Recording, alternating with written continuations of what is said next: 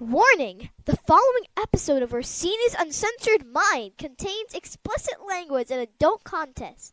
The thoughts and opinions stated on this show are reflective of AJ Orsini, Deceive Dave, and their guests exclusively. Seriously, guys, my dada and uncle say some pretty crazy stuff. If it offends you, go be butthurt somewhere else.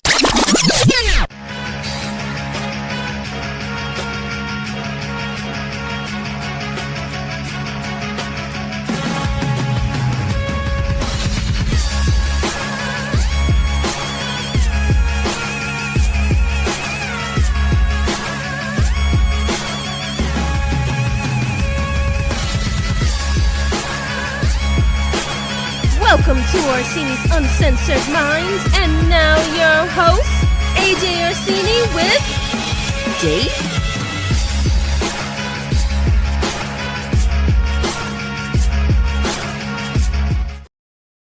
Every time I hear it, I get more and more excited inside because that question mark is hilarious. It's hilarious because every now and again, the question mark is needed. Hello, everybody. It's AJ Orsini here with another episode of Orsini's Uncensored Mind, episode 349. Ever so close to 350, with the WrestleMania show being 351. I didn't plan that out better, but it's for 351, and next week is 350. Dave is not with us here today. He is off handling his family business, doing the husbandly, fatherly deal. Godspeed, sir. Although I do hope he comes back with a very interesting story, because we were just talking about the TSA before he left, and he just experienced it this week. So we'll see what the big guy has to say when he comes back. But I'm not alone. Usually when he doesn't make it, I usually do the show by myself. I am not alone today. That magical voice you hear at the beginning of every single episode, 349 straight episodes, you have heard that sultry voice at the beginning of every episode. And that is the voice of my wife. Now, my wife's been on the show quite a few times. She has been there for the audio episodes. She helped me out when Dave was having the paternity situation with his son. He had a son. He took some time off to be with the family. And she filled in, but she filled in via the voice of God. I was on camera. She was behind the camera. So you guys didn't get a chance to actually see my wife. In fact, unless you've been on my social media, you've never actually seen my wife on the show until today. There she is. Today is the day. We can finally put a face to Mrs. O, and it's only been 349 consecutive episodes where we haven't had a chance to see you. Hi, sweetie. Hi, honey. Now, this is going to be a fun episode for me, because we're going to get a chance to see my wife come slightly out of her comfort zone, but she's going to do it in a way that she always does it, which is in full badassery. Right now, she has butterflies the size of pterodactyls, but in a few minutes, we're going to be so deep into this conversation, she won't even know she's talking to literally now 1,081 subscribers for the podcast. Once again, folks, I want to thank everybody out there for joining up and subscribing to the proper podcast. Say that 17 times fast. That also brings up another question here. I usually leave this type of questioning for the Patreon. We usually have this for the pay for play, but she was debating before she came on the show whether or not she should do boob or don't do boob. We need subscribers. No, not subscribers. We need views. We need hours now. Yes. No, we need hours. We need hours now. So what's gonna get us hours? Hello. So as soon as we hit 1,000, she brings out the rack. And I'm going to tell you this right now. I did not ask you to do this, but I'm not vehemently against you either. It's the internet. Well, that's the beautiful part about having a wife like you. I didn't have to ask for titties. Titties just came. That's all it is. They're just here. Very bountiful. And listen, we're really pulling the curtain back now, folks. That's my personal favorite set right there. I know we talk a lot about women in wrestling and women in the WWE. That's my favorite set in the world. Don't let it ever be twisted in any way. That's my my bosom buddies, my pillows in time of need. There they are, right there, getting their shine. Finally, look, 1,000 subscribers. We said last week on the podcast that we were excited to hit 5 because that was the minimum requirement for the monetization as far as subscribers go. And we said long term. We said long term. The goal now is to get to 1,000 so we can really begin to make the monetization thing a reality. I did not know that long term meant 1 week. I did not know that we would get a whole nother 500 within the week. So really do thank all of you for joining the show. Real quick off the top, as a reminder, you'll see the commercial later on in the episode, but just in case I got lazy and didn't add it. April the 14th, that's 2 weeks from tonight, there is going to be a live event here at the House of O. We're doing the WrestleMania 42 live combo. I didn't do my verbal exercises before this. I just realized that right now. We're doing the WrestleMania 42 live convo. I'm telling you, I'm sober as a bird, boys and girls. Stephen James is not here. This is all befuddlement. This is all the stuff that I got going on in my head all at once. School, work, pod, all of it's in here swirling around. But we're having the WrestleMania convo on April 14th. Just last week, Dave asked how many matches we had for WrestleMania so far, and the answer was 5. 1 week later, it is now 12. So this past week has been a busy week from WWE, but that's not actually what we're talking about. I will notify you of what those matches are at the end of the show. You're going to have to earn it, bitches. You're going to have to earn it. But first, what are we talking about on the show today? Hey, what's going to be on the show today? Today, my wife and I finally make the claim public. We talk to the world. We make it official that we are officially members of the BTS army. Yes, we are. No, we're not. Yes, we are. The algorithm says differently. I dabble. I did. I respect. Yes, much respect. We're here for it. We don't do much music on the show, and there's for a good reason, because copyright is a bitch. But we have had some conversations about music, not just wrestling, but music in general, but very, very little. 349 episodes, I could probably count on one hand where we've actually had music conversation, but no better person to debut something new than Mrs. O here in the house. We're talking about the boys. Yeah, the boys, but how did it actually start? You didn't really like them at first. Yeah, you would hear Butter on the radio, and you would hear this on the radio, but who really got it in the house? We're going to get into it, but right now we're just letting the folks know we're talking about BTS. We're talking about the comeback. We're talking about the fact that they are once again, 2 times, taking over the world. It is unavoidable, and they're crash landing here in OUM. We're going to talk about BTS. We're also talking about, since we're doing initials, we're not just talking about BTS, we're talking about ABS and MLB, the Major League Baseball situation with the balls and strikes system. You got to rework that, because for so many people thought automatic brace system, no. Abdominal muscles, no.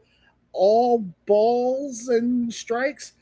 We're going to go over all that, but the automatic balls and strike system in Major League Baseball, it's causing a hell of a controversy in the sports world, because God forbid it starts to enter into other sports. And I don't mean just balls and strikes. I mean referee accountability. Say it ain't so. We'll talk about it here on the show. And of course, in our main event, we're talking about the WWE coming for your money, brothers. That's right. They want you and every dime you've got. And if you ain't got the dimes, they discard you like trash. We're talking about a $10,000 bus ride and so much more here on the show. Those are the topics that we're talking about here today. Let's not waste any more time. Let's get right into it with segment 1.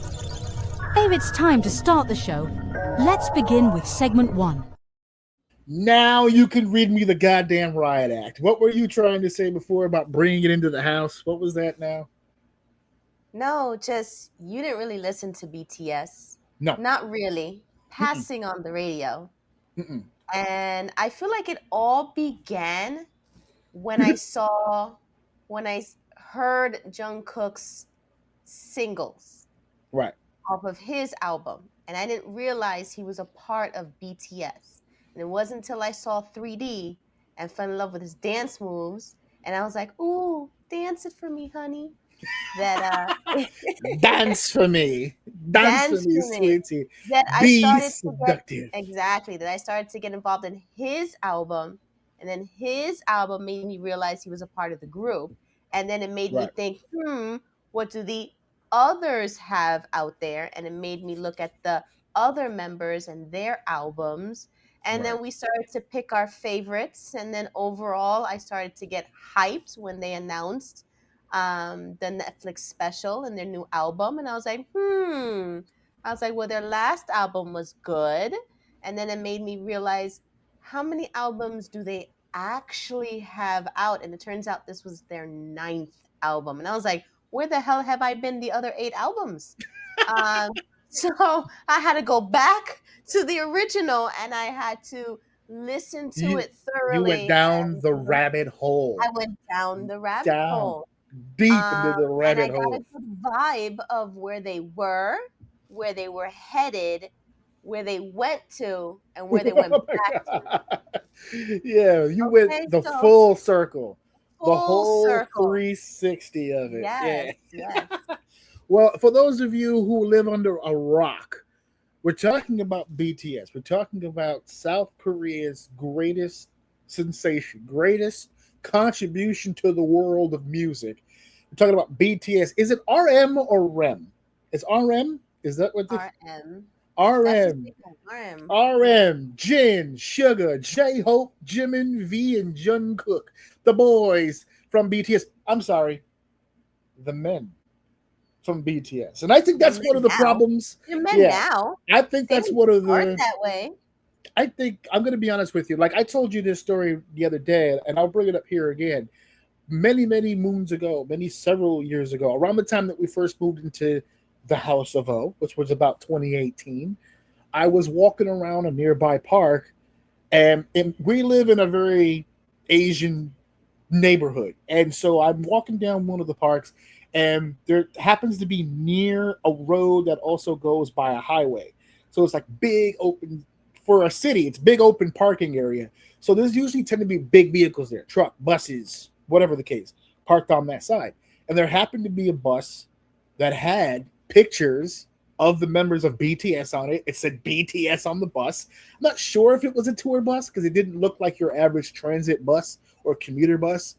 It was almost like somebody was visiting.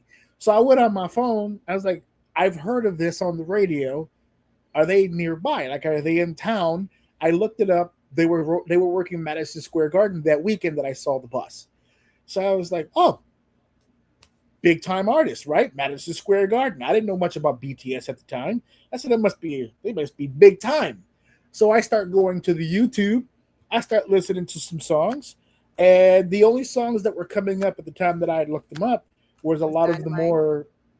Well, I don't even think I heard Dynamite and Butter yet. I think when I went to YouTube and typed in BTS, it was giving me more of the older stuff. So it was like heavier on the Korean rap, and the beats were cool, but I was like, Korean rap, I'm good. So I just swiped it off right there. I never thought about it again. Dynamite is probably Dynamite and Butter. Obviously, the equivalent of me saying that I first really took notice of them through Dynamite and Butter would be like, oh yeah, I'm a WWE fan. I like Stone Cold Steve Austin and The Rock. It's just like, I mean, there's more to it than just Stone Cold and The Rock, but all right, cool. Whatever. So yeah, I had heard those singles, still didn't dive deep into it. I like the songs, but not enough to really whatever. When you went down this rabbit hole, I did. You took me with you. The rabbit hole started with 3D. And it just started with me playing it every single day in the car. Oh, Dave's not here to remind me. My bad. I was supposed to put the banner up. And then it led into J-Hope's song "Sweet Dreams," and then that had Sweet a dreams. moment like that had a piece of my heart at the time. And then it just became, it was just a snowball effect. And then I started liking one song from each of them. But while trying to prepare for this show, I found something out that was interesting I didn't know before. Okay. So when I first started trying to look at their earlier albums, they're all babies at first. And I'm like, ooh, Very young. how old were they? So they all ranged. And I knew that Jungkook was younger at 13. And then I knew that the oldest one at the time was 18, you know? And that's not RM. The oldest one is Jin. And Okay. and he's 5 years older than the youngest one. But they trained for years before the actual first album came out. So while Jungkook was 13, and then the first album didn't come out till he was almost 18. So that's like 5 years of training, okay, just to be a part of this group. And then I found out that not all the people who were training for it actually made it to the group. But what really surprised me was that because me and you was having a conversation about boy bands here in the US and boy bands in Japan, and the fact that they Japan or chose, Korea? I'm sorry, Korea, and they chose RM as the leader. Right. And I was like, well, they don't really do that here. But they chose him as the leader. And I was like, why would they choose him as the leader when he's not the oldest? And I was like, I would think that the oldest member in the group would be the leader for everybody to look up to him, as the oldest, and will follow his lead. Right. But really, it is RM who's 2 years younger than the oldest. And I just found out that the reason he's the leader was because he was supposed to be not a solo act, but they created the band around him, which I didn't know that.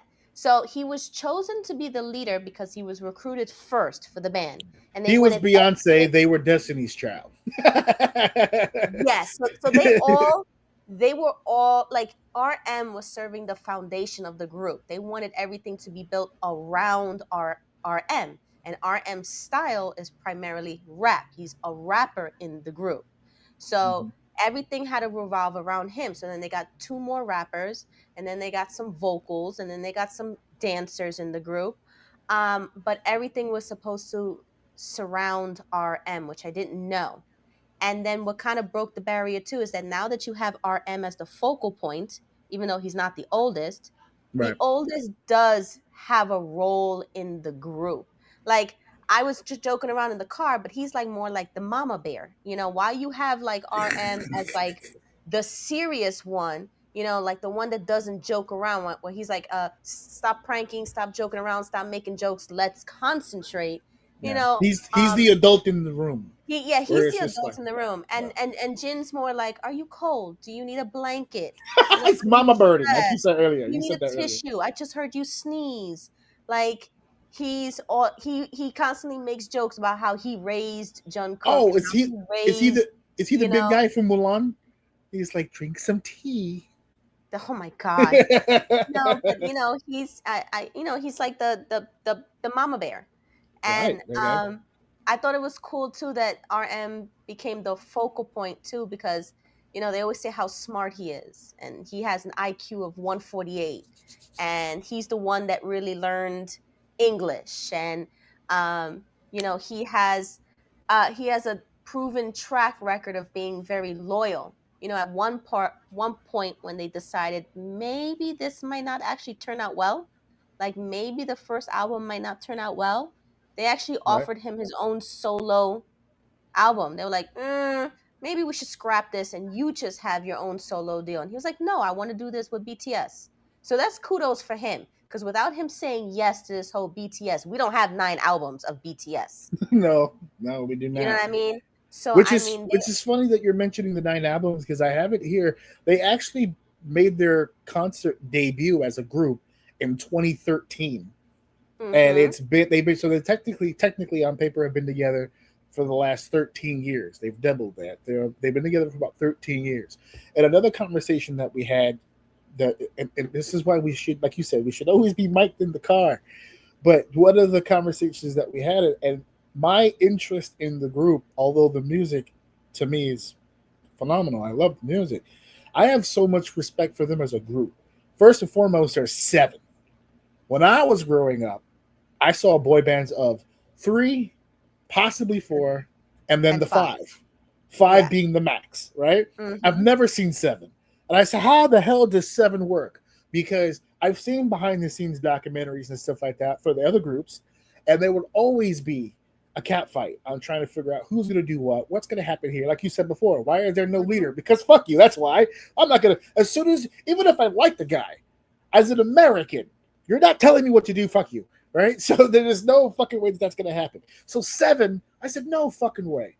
And one of the reasons I decided to talk about this on the show is not just because of the comeback, but I got really interested when you were watching the documentary, because it gave me a really cool insight as to how it actually does work, as far as writing the music, deciding how the music is going to be made, what's going to be released, what's going to be on the album, what's the sound going to be like. But do you realize that in watching the documentary too, do you notice the 4 that were really going at it back and forth with the 4 oldest ones? Right.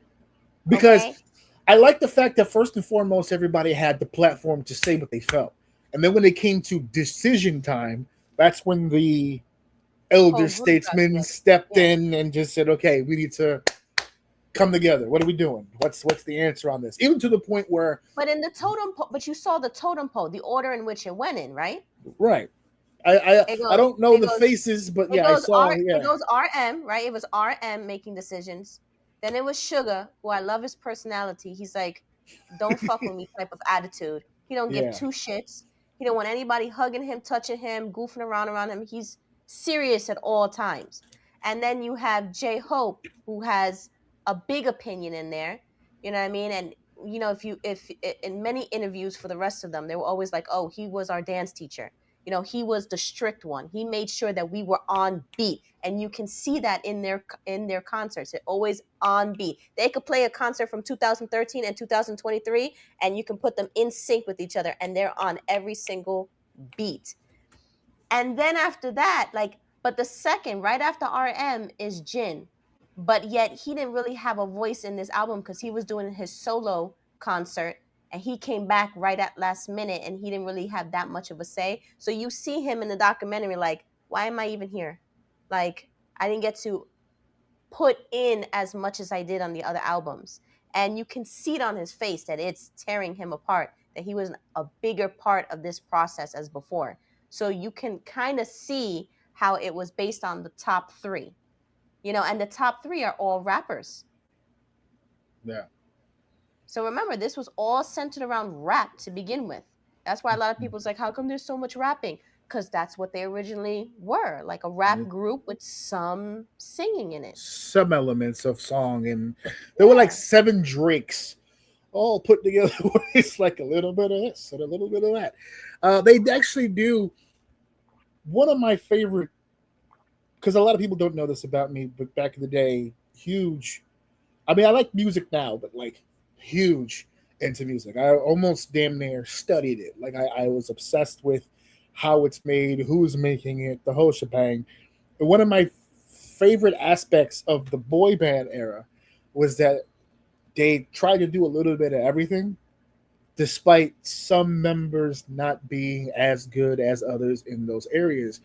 BTS, from what I've seen so far, and I'm not claiming to be an expert, I'm just getting on the train myself, but they are 7 people who all have their strengths and weaknesses, and they exemplify those strengths and try not to show as much of the weakness. It's like, okay, this guy can sing his ass off, but he's not much of a rapper. Great. But it's not your turn. Off to the side. Yeah, this guy's a stronger dancer than the other one is. Great.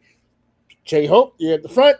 V, get in the back. It's like whatever the case may be. So it's like V will never be in the back. I'm just naming examples in terms of how they organize it. And another, but when it's their turn to come up and do their thing, yeah, they have the focal point. They're up front, all eyes on them, and then everybody's supporting them while it's their turn in the song. There's really no lead singers. They all have a moment to shine in the song. And I think that's on purpose. They never have it like just like, for example, like In Sync, where it was just Justin and it was just and JC. You know, it wasn't just two people singing all that was what they had and everything like that, and all the verses. They all each have a moment to shine. Even the rappers sometimes sing some parts as well. You know, so I mean, the rappers are singers as well. And I respect that. They are a super group. BTS has been around, like I said, since 2013. They have had chart-topping songs. They're known literally in the music industry as a super group. They've won Grammy Awards, 18.4 million viewers on the Netflix 9 stream that just happened on the comeback, which means they left the industry, came back, and were hotter when they came back. And just for a split second, let's talk about the hiatus for just a second, because that's another aspect of this story that I just absolutely fucking love. I'm not fangirling here, but I have, like, the more stories I hear about the guys, the more I respect them. Because they could have, in Korea, they all have mandated service with the military. It's not like here, where you can elect a president who dodges drafts. This is a country that is proud of the fact that they get to serve their country. And being multi-million-dollar performers and just worldwide celebrities did not stop these gentlemen from following through with their responsibilities. That not only took time away from their music careers to do it, they did it happily. They did it willingly. And they did it well, because I have it here in front of me.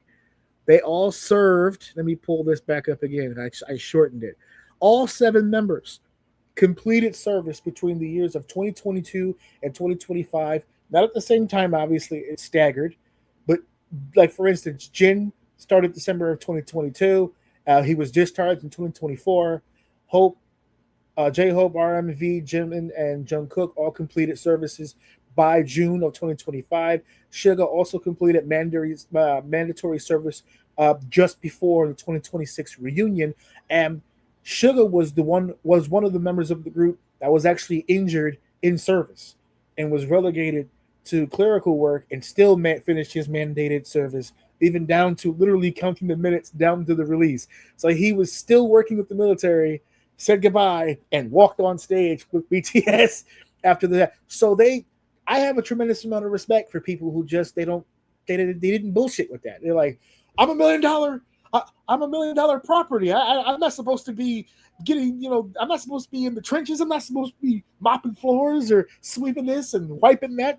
Nope. They said, okay, we go. And they went and they fucking did it. And for all the fans out there, they got jacked during that time. Yeah. Okay. They came back and they were doubled their size. And who was it in the documentary? Somebody was making fun of them. Muscle mass, because it was too much. It was too much. They were in shape, brother. Oh my God, it was too much. Chadouche. Yes, they were. And you know why I told you this in the car, I'll say it here. You know why they probably got that big and probably got that athletic? Because when they first went into the service, I promise you, it might be Korea, but it's still the military. They were probably all in line and they were like, that's you. Yeah, come on, hit me with that butter. Come on, dance with me, Jay. Come on. So they're probably getting teased, probably getting fucked with, and they said, watch this. Boom, boom, boom. They picked up things, and then they put them down, son. That's it. And they came out, look at this. Let's get back on stage, brothers. Huh? What do you guys want for the new show? Creatine, brother. Hand me the protein. Let's go. Get rid of that butter. I want low sodium margarine now. Let's go. We're watching our figures. No, they're listen.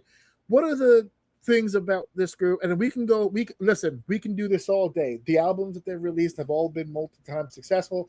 Not only as a group have they been successful, but like you said, one of the things that looped you into this run was the individual albums, which is another credit that I give them because there's no ego in this group. Any group that would have been this successful by 2022 and then just decided to break it off because of their mandatory service, just about all of them released individual albums or songs or projects that all did well.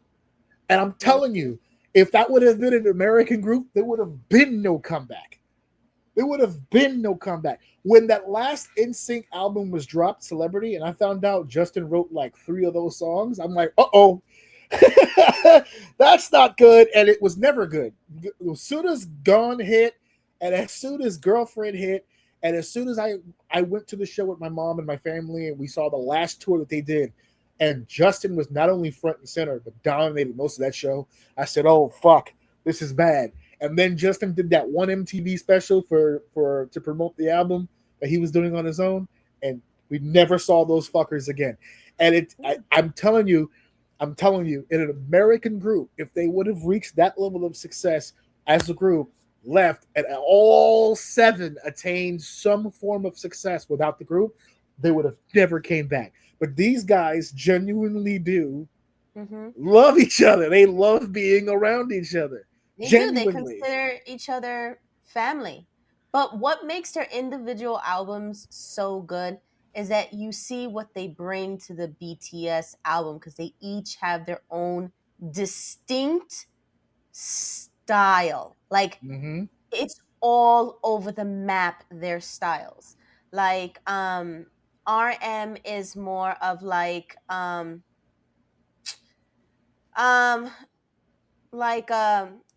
real like mellow in your feelings, like an Erykah Badu, like, you know, soul, more soul. Yeah, more like soulful. You know, more like self-reflection pieces, you know, more about like the world and the sky and the moon and my feelings and all that. But, you know, he said, I'm sad. Yeah, you. You know, it's some people would call it like rainy day music. You know, it's like that kind of like almost, man. I'm not gonna say hippie vibe, but it's, and the album's called Indigo. I'm just saying that gives off some sort of like indie like music. Yeah. You like one of those old school what are those sticks called? Not essence, incense. You like the incense in the house. Incense, you just kind of play his music and you just chill out and mellow. Which I wouldn't have expected it from him, who's the rapper of the group, right? Yeah, exactly. Now, he's not my favorite rapper of the group. You know what I mean? Like, I like J-Hope. J-Hope. But I like his album. So he came out with 2. He has Jack in the Box, which we were listening to. And as soon as we heard the instrumentals, as soon as we heard the intros to the songs, before he even started rapping, we were like, I know that song. Oh, I know that song. Oh, he started just taking pieces from some old. He did a lot of sampling. Yeah, he did a lot of sampling, and he was very hard lyrics, right? In your face lyrics, and I like that. So he did like, and then he did his English stuff. Then he did You're Killing Me, Girl. You know, and he did his, and those were mini tracks. It was only like 6 songs on an album. So he did Jack in the Box, which is like a full like 12, and then he did like another side piece of like 6 for us fans in the US. But I like J-Hope's pieces in the song. And then Suga came out with, he's the 3rd rapper, and his are all like mixtapes. You know what I mean? And his is more like more hardcore, more aggressive lyrics, more in your face. It's more like Eminem sounding. You know, he sounds like Eminem when he aggressive raps. Aggressive. And his is more like raw hip hop, you know, like in your face, like talking about all sorts of shit, which I didn't even know his songs were about, because again, they're in Korean. Yeah, a little bit of a language barrier. He don't give a shit. He's not gonna speak English for anybody. The one line that got me one day in an interview was someone is like, "Do you speak English?" And instead of saying yes, I can, or yes, a little bit. In Korean, he said, I could a little bit, but in Korean. He didn't even still want to speak English. He's like, I could, He but I won't don't want to. soil. He won't He's like, soil his tongue. no, he's not. He's going to stay loyal to his first language. As But he should. apparently it talks about a lot of mental health shit and societal pressures and just, you know, some raw shit like trauma shit. Who knew? You know, that this is gonna come from him. He's so baby like. You know how you know why nobody knew? Because he locked it down. He locked it down. Yeah, he's a man. He hides his feelings. He don't put his. He don't show everybody his feelings. No, he's a true man. He takes his pain. True man. He's a true Korean. A true man. He locks his pain in deep down inside until eventually it bubbles over into a really aggressive outburst. That's what all men do. He's a real man's man. Now, our favorites from the group are go ahead. Are Jungkook. That's one of our favorites. I love 3D. I love Somebody. To me, Jungkook is the Justin Timberlake of this group. He is, and to the point where Justin all the time. To the point where I actually like, and we've had this conversation, but I feel like now that he's had a chance to dabble on his own, and we can see what he can do, I feel like the group's kind of holds him back a little bit because he's not able to go full golden child. But look, they all call him their golden child, and that's why he named his, I think, album Golden, because they all treat him like the baby. They all cater to him, and he just wanted to do a Western style. He's the one that really wants to learn English, and he embraced the English. Yeah, he went the other way. He went completely the other way. He just went fully Western style, and everybody knows Jungkook now. And then the other one that I like, that me and you both like, is Jimin. And Jimin is more like the he's a higher voice. He's more of a soprano. He's more of a what was it you read earlier? Synth pop, old school pop, electro pop, 80s, 90s vibe. You and I are club. Yeah, you and I are huge 80s freestyle fans, and it feels like that 90s house, 80s freestyle vibe. Yes. And we absolutely love his style. Yeah. I say it all the time. Jungkook has more songs that I like, but Jimin has my favorite song, Who. That song is crazy. I absolutely love that goddamn song. And then Jin is more like your California beach type of like poppy sounds, you know, that you hear in Cali. You know, he's more like happy, bubbly, joyful. Let's talk about love, you know, emotional storytelling about a guy and a girl getting together, meeting by the beach, having dinner, or like, I love you, but you didn't return my love, or unrequited love, or you broke my heart. You know, you bitch. That type. But remember, he's Mama Bear. He's very emotional, this one. He's very in tune with his emotions. He is. And his voice is not bad either. And the one that I think out of all of them, the one that I think is lowest on the totem pole, and I feel bad for him because he's the one that's the most attention seeking. Whenever they do interviews, he wants all the attention on him. Yet I think his album was the weakest. Is V. Oh. He's a cutie. Don't get me wrong. He's very cute for a Korean guy. Very cute. But he had the jazz feel. He had like the lo-fi sounds. Very jazzy. Very lullaby-ish, very like slow tempoed songs.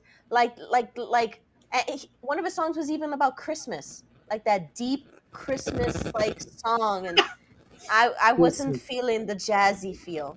And that was not my type of music. So I still respect the idea of.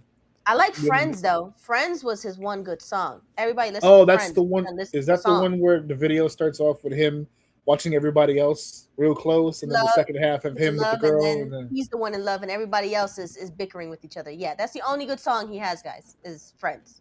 So, wow, that's the only good one. I'm telling you, there's a lot of people that are whatchamacallit, that are probably going to hear this that are either have no idea about what this band actually does, or overly so. I don't think there's going to be any gray area when people But you know start what's watching this interesting particular too clip. is that the earlier albums were in Korean, but some of them were in Japanese. So they were still hitting the other markets by having it translated and singing in Japan. In Japanese. And then they transferred over to English. So for everybody hating, saying why are mostly their songs in English, they also did songs in Japanese. And then most of the earlier work are in Korean. So like they're catering to a lot of people. So they're serving a lot of masters here. they are. And they've had a lot of success. But out of all of them, Jungkook and Jimin are the ones that are the most successful with their solo albums. But yet they haven't written as many songs. Jungkook only has 24 to his name, but RM has like 200 and something. That's because everybody who features him, he always writes his own rap lyrics, so he gets writing credit. And then he always writes his rap lyrics in BTS's songs, so he has writing credits on those songs. Smart guy. Smart. I tell you, hey, listen, points are points. He'll take them all. This is without a doubt one of the most famous musical acts in the world today. There was a stat you threw at me earlier about them joining a very elite group. Yes, you still have that? Or? It was just posted that they joined. It says BTS has officially joined the ranks of music royalty, becoming one of only 3 groups in history to secure at least 7 number 1 singles and 7 number 1 albums in the United States. So of their 9, 7, okay, in the U.S., not in their home country of Korea. Exactly. And the ranks that they joined were the Beatles and the Rolling Stone. The Beatles, the Rolling Stones, and BTS. That is you. It's not going to help the argument, but it has that same vibe as when they go Wilt, Bam, Kobe. That's it. That's the 3, and that's it. But yeah, no, they joined a very elite group. Folks, if you're not listening to the music, that's fine. But you absolutely have to respect this group. This group they're such cool dudes. And now they've got the new album. So cute too.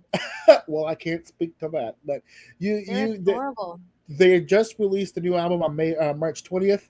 I'm gonna try some Korean. They named the album Arirang, something like that.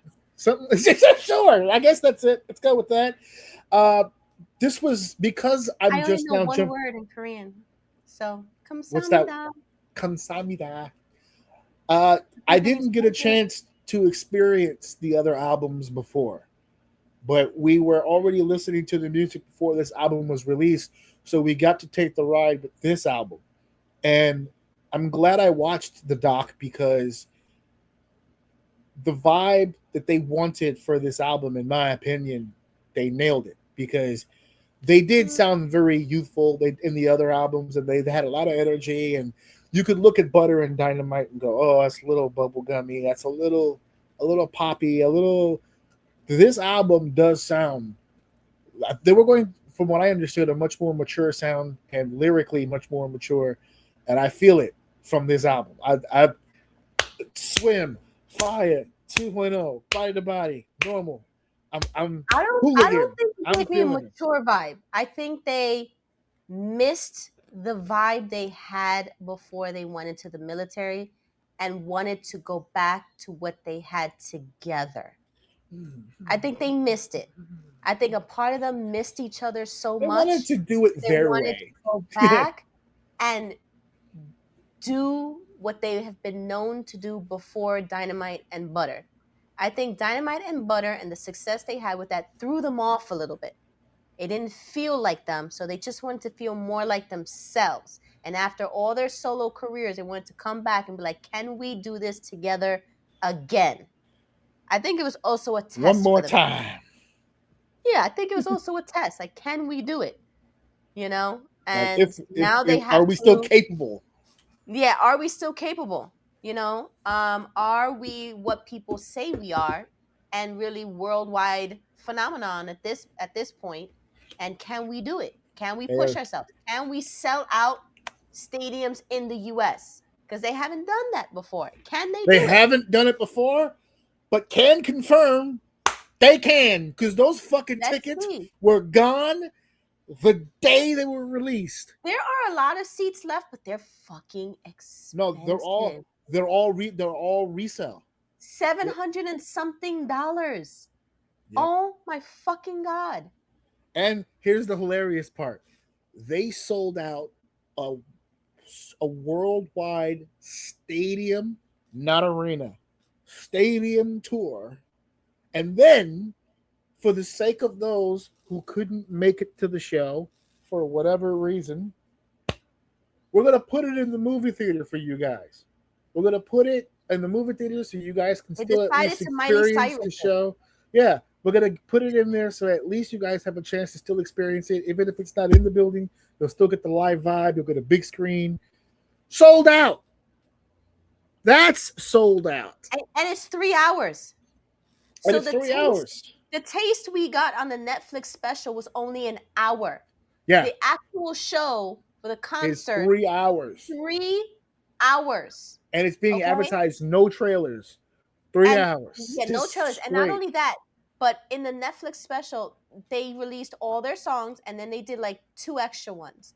So I was hoping that they would do their individual stuff, like their most popular songs they got over, and weave it in between the BTS stuff to really show that they can respect each other as solo artists and be BTS. Like, I want all of it. Like, I want to hear Fire, and then I want to hear some Killing It Girl right after, you know? Like, I want to see how the rest of them dance to other people's music and songs and see if they can keep up and see what it would look like. Another aspect of respect that I have, because right before that Netflix special, RM hurt his ankle and sat for most of the show on a stool. He still performed because, again, he's a man, and I'm going out there. And yet, when they did the dances, they did them so in sync with one another that the space that RM was supposed to be in was still open. Like, they're still in the right spot. Missing a person from the formation. They still knew exactly what they were supposed to do and where exactly they were supposed to be, to the point where they were able to freestyle for RM's parts, because they usually, when they switch back and forth between who's rapping, who's singing, they tend to blur on stage and support one another. So whenever somebody's parts on, you'll see somebody behind them, like doing stuff behind, like trying to like just keep constant movement. RM's on a stool. And they still all managed to shift over and still surround him and still have him in the shot. And there's such a fucking team. Like, there's such a fucking unit. Like, I got nothing but respect for that whole group.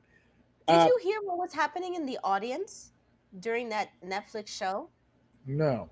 So apparently there was some scuttlebutt. I don't know the complete details, but at some point Jungkook has like this face on him, like he's like concerned or annoyed, and then you see V going to the back and telling security something, and apparently it was like this he may have caught somebody in the audience with like a gun, and then she was pulled aside and the woman was like, oh, I just have it for self-defense because it was so crowded here, you know. So that was her story.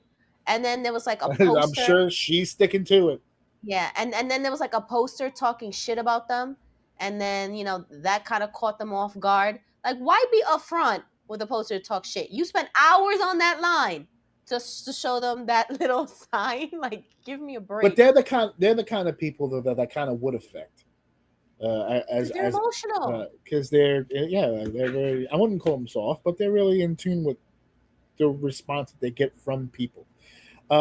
I wouldn't be doing the segment justice if I didn't at least mention one conversation piece that isn't so fun when it comes to not just BTS, but to K-pop as a whole. right? Mm-hmm. So like there is a very large conversation right now, and it's very large because, to put us positive spin, South Korea right now is Killing it.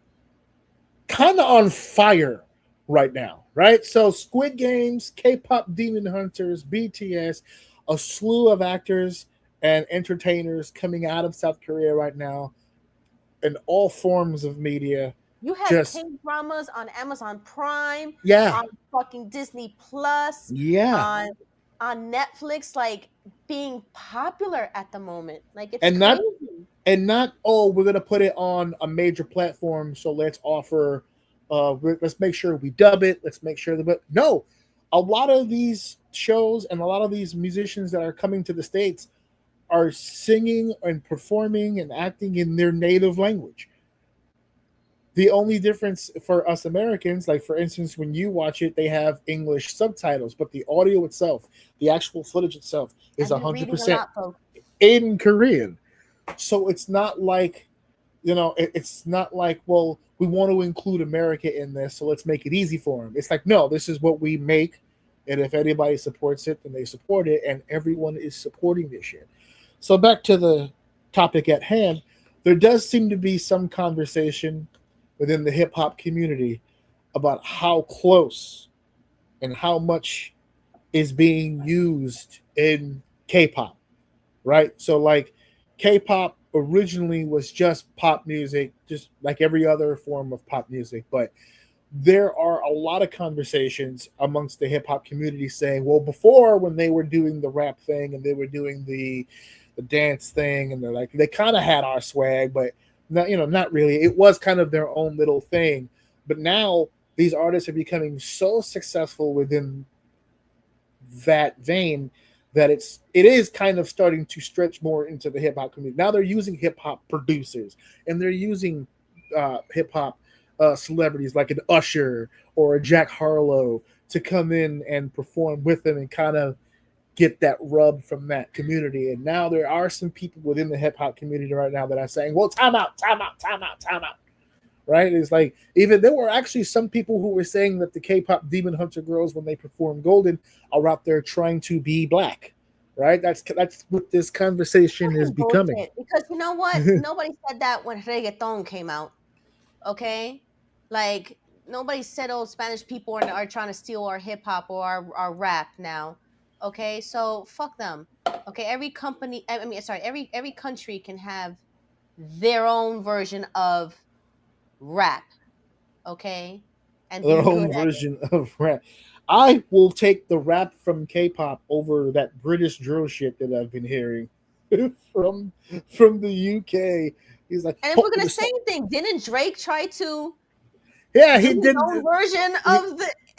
No, he didn't do his own. I don't know if he was the feature or if the other guy was the feature, but he brought in one of those drill rappers, and then they came in and like, we need to defend hip hop from these K-poppers. I was like, all right, well, head to the UK first. They're closer. Because they're hop on pop, top to the top, a bit to the bit. I had a potato tape up top. Like, you know what I'm saying? Like, they're just doing things over there. And I understand if you have an issue with K-pop, you can go ahead and talk to them, but don't make it an express bus. Make some pit stops, because people did it before. Yeah, Britain's doing some shit now with it. There's some Australians doing some shit with it. If I was hip hop and I was rap right now, I would not begin the process of trying to go to war with other cultures borrowing from rap. It's out of the box now. It's out of the box. Your brand of music has become, it really has become synonymous with pop music at this point. Before, pop music and rap music or hip hop music was completely separate, completely diverse, which is what made features so cool, right? When you had a pop artist, and then you had a rapper all of a sudden combined together out of nowhere. Those were very special songs because it's two worlds that you wouldn't normally see together combining. It's not that way anymore. Now rappers and singers, now we have rappers who sing and singers who rap. And they just kind of, it's all kind of merging together at this point. You know what really Right. shock me, and I would be like ill if You would be we like, had ill? Korean country music. Hey, look, you know what? That actually came up too with the conversation with the hip hop thing, I because would be like, that's stretching it too far. I'm sorry. I would let him do it. God damn it, let him do it. Country music came up when I started hearing about this hip hop thing, because there was one person who had said, "Look what country music did to Beyonce." Right? Look, Nothing? she's from the South. She is from Texas. No. She wasn't claiming to be a country artist. She just wanted to make a country album because she herself had heard the music growing up, and obviously she's more of a hip hop person. But it's like you and I have our favorite type of music, but that doesn't mean that we don't dabble in other genres of music. She just wanted to try a country album. And of course, country music entities like award shows and stuff want to jump on the wave, want to jump on the popularity, but the artists themselves and fans of the music genre refuse to let this woman in. They're like, she's not country. I don't give a shit how many times she says howdy or try to hold him and Texas hold him and all that other stuff you're talking about. Yada, yada, yada, yada. Yeah, you can y'all me and wear cowboy boots and all that stuff. You ain't country. Listen, I don't say I'm a cowgirl, and I say y'all sometimes. Yeah. So that's this individual that I saw on the internet. She goes, I'm just carrying the same energy. Y'all not black. Y'all not rapping for real, right? Y'all rapping in the sense of they rhyme and they have a little bit of meaning to them, but there's no layers to it. There's no ambiance. There's no like a real rap. Who? No, you talking about. I'm talking about how this individual that I saw compare K-pop rap to actual like Americanized rap, where it's like there's no nuances, there's no wordplay, there's no. How do they not know that they don't rhyme? They're doing it in Korean. They took a Rosetta Stone. They know what it is. They don't know shit. I bet these Koreans like, whoa, that flow is so good. Koreans know their flow is good. Okay. Yeah.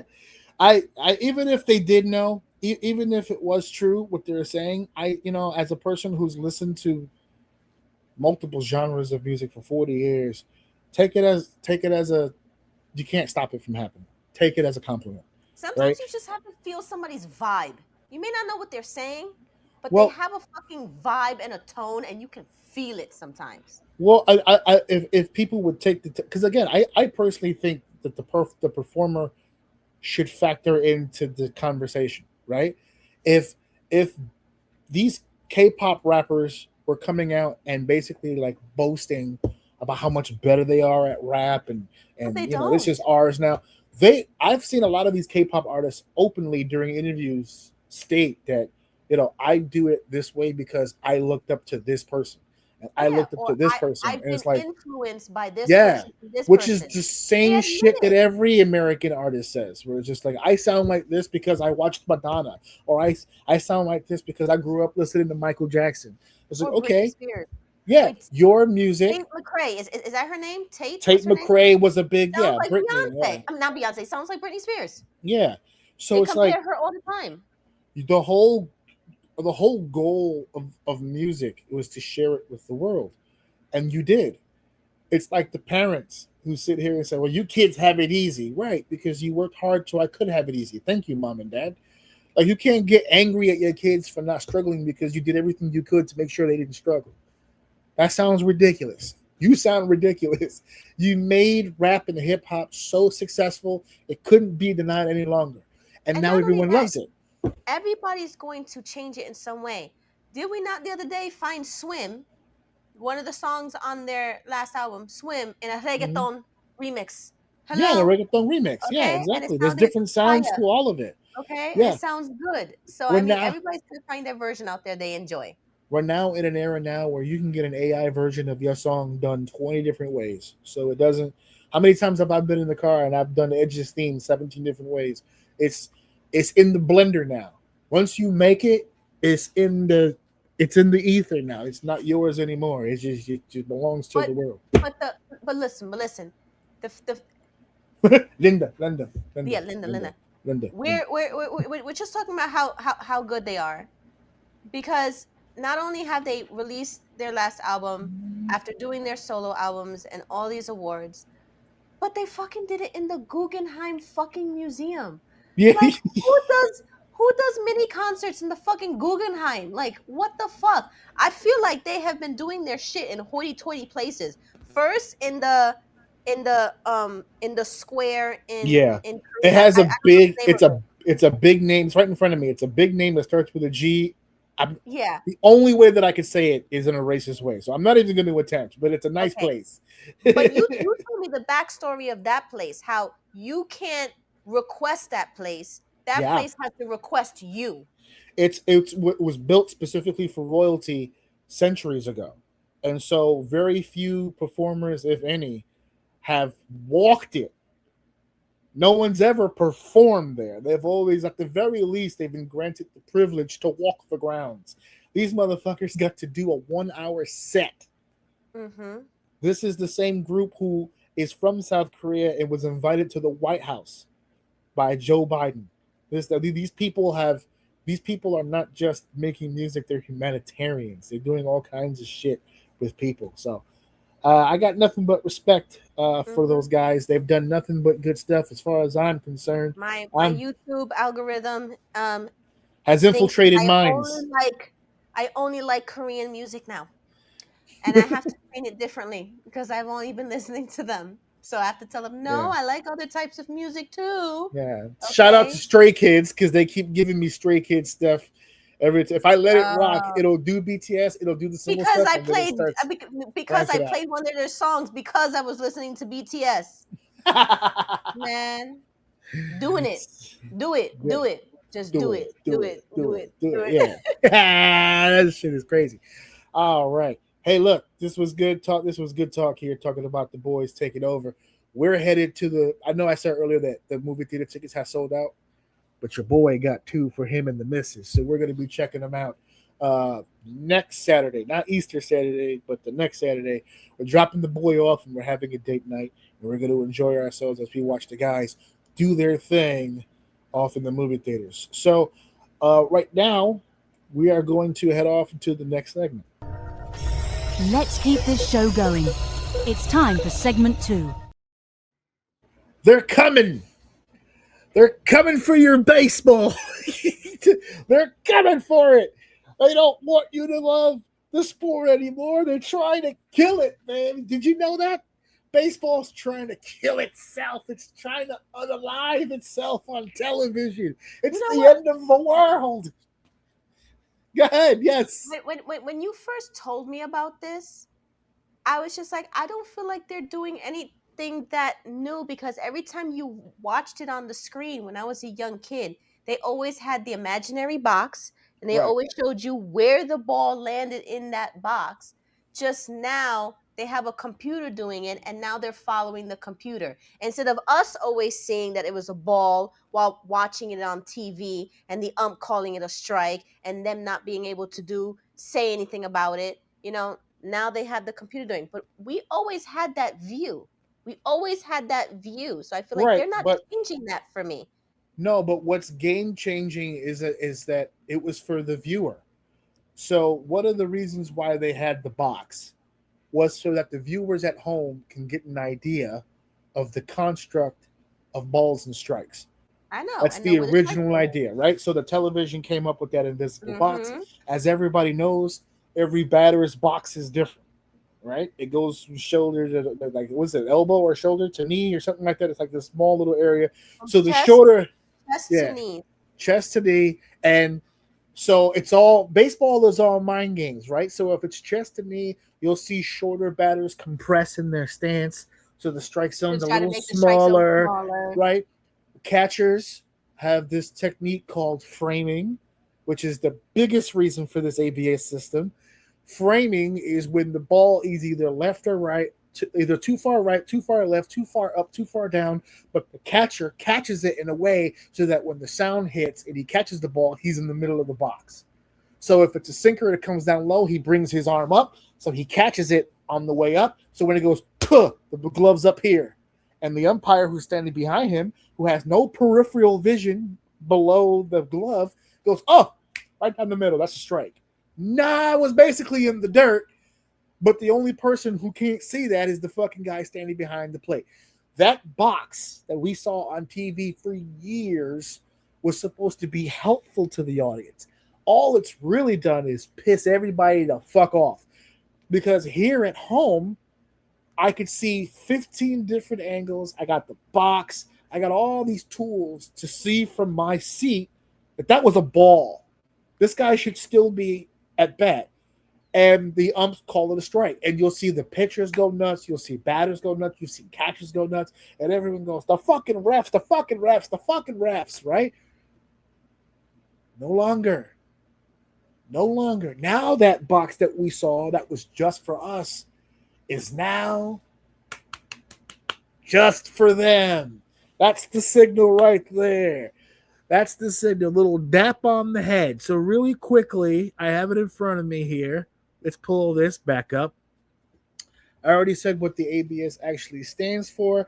This was already tested in the minors. This is the first year in Major League Baseball that they've introduced this system. It was tested in the minors to great success and great reviews. People were like, this works.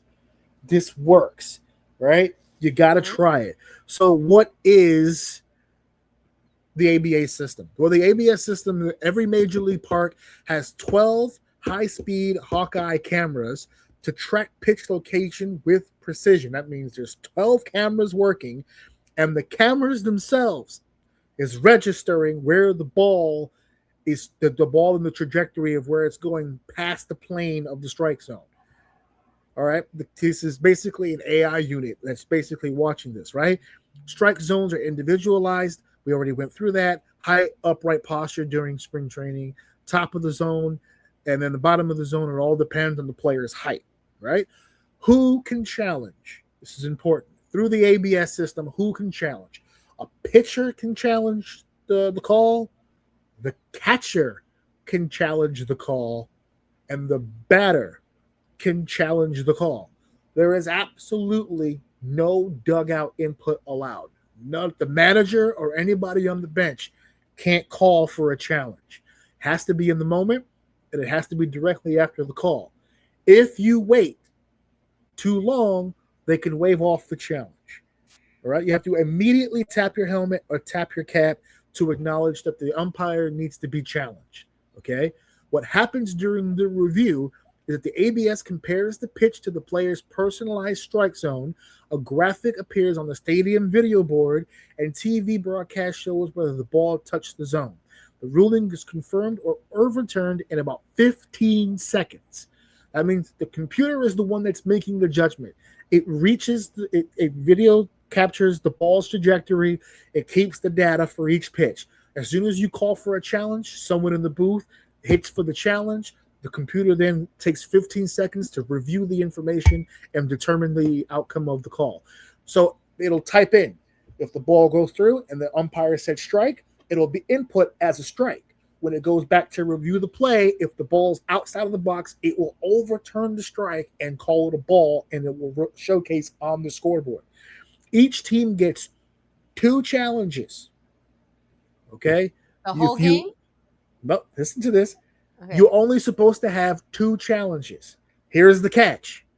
If you challenge and you win the challenge, if I'm a batter and the guy says that it's a strike and I'm out and I go, that was a ball, and the camera goes, ball overturned, I don't lose the challenge. I still have 2.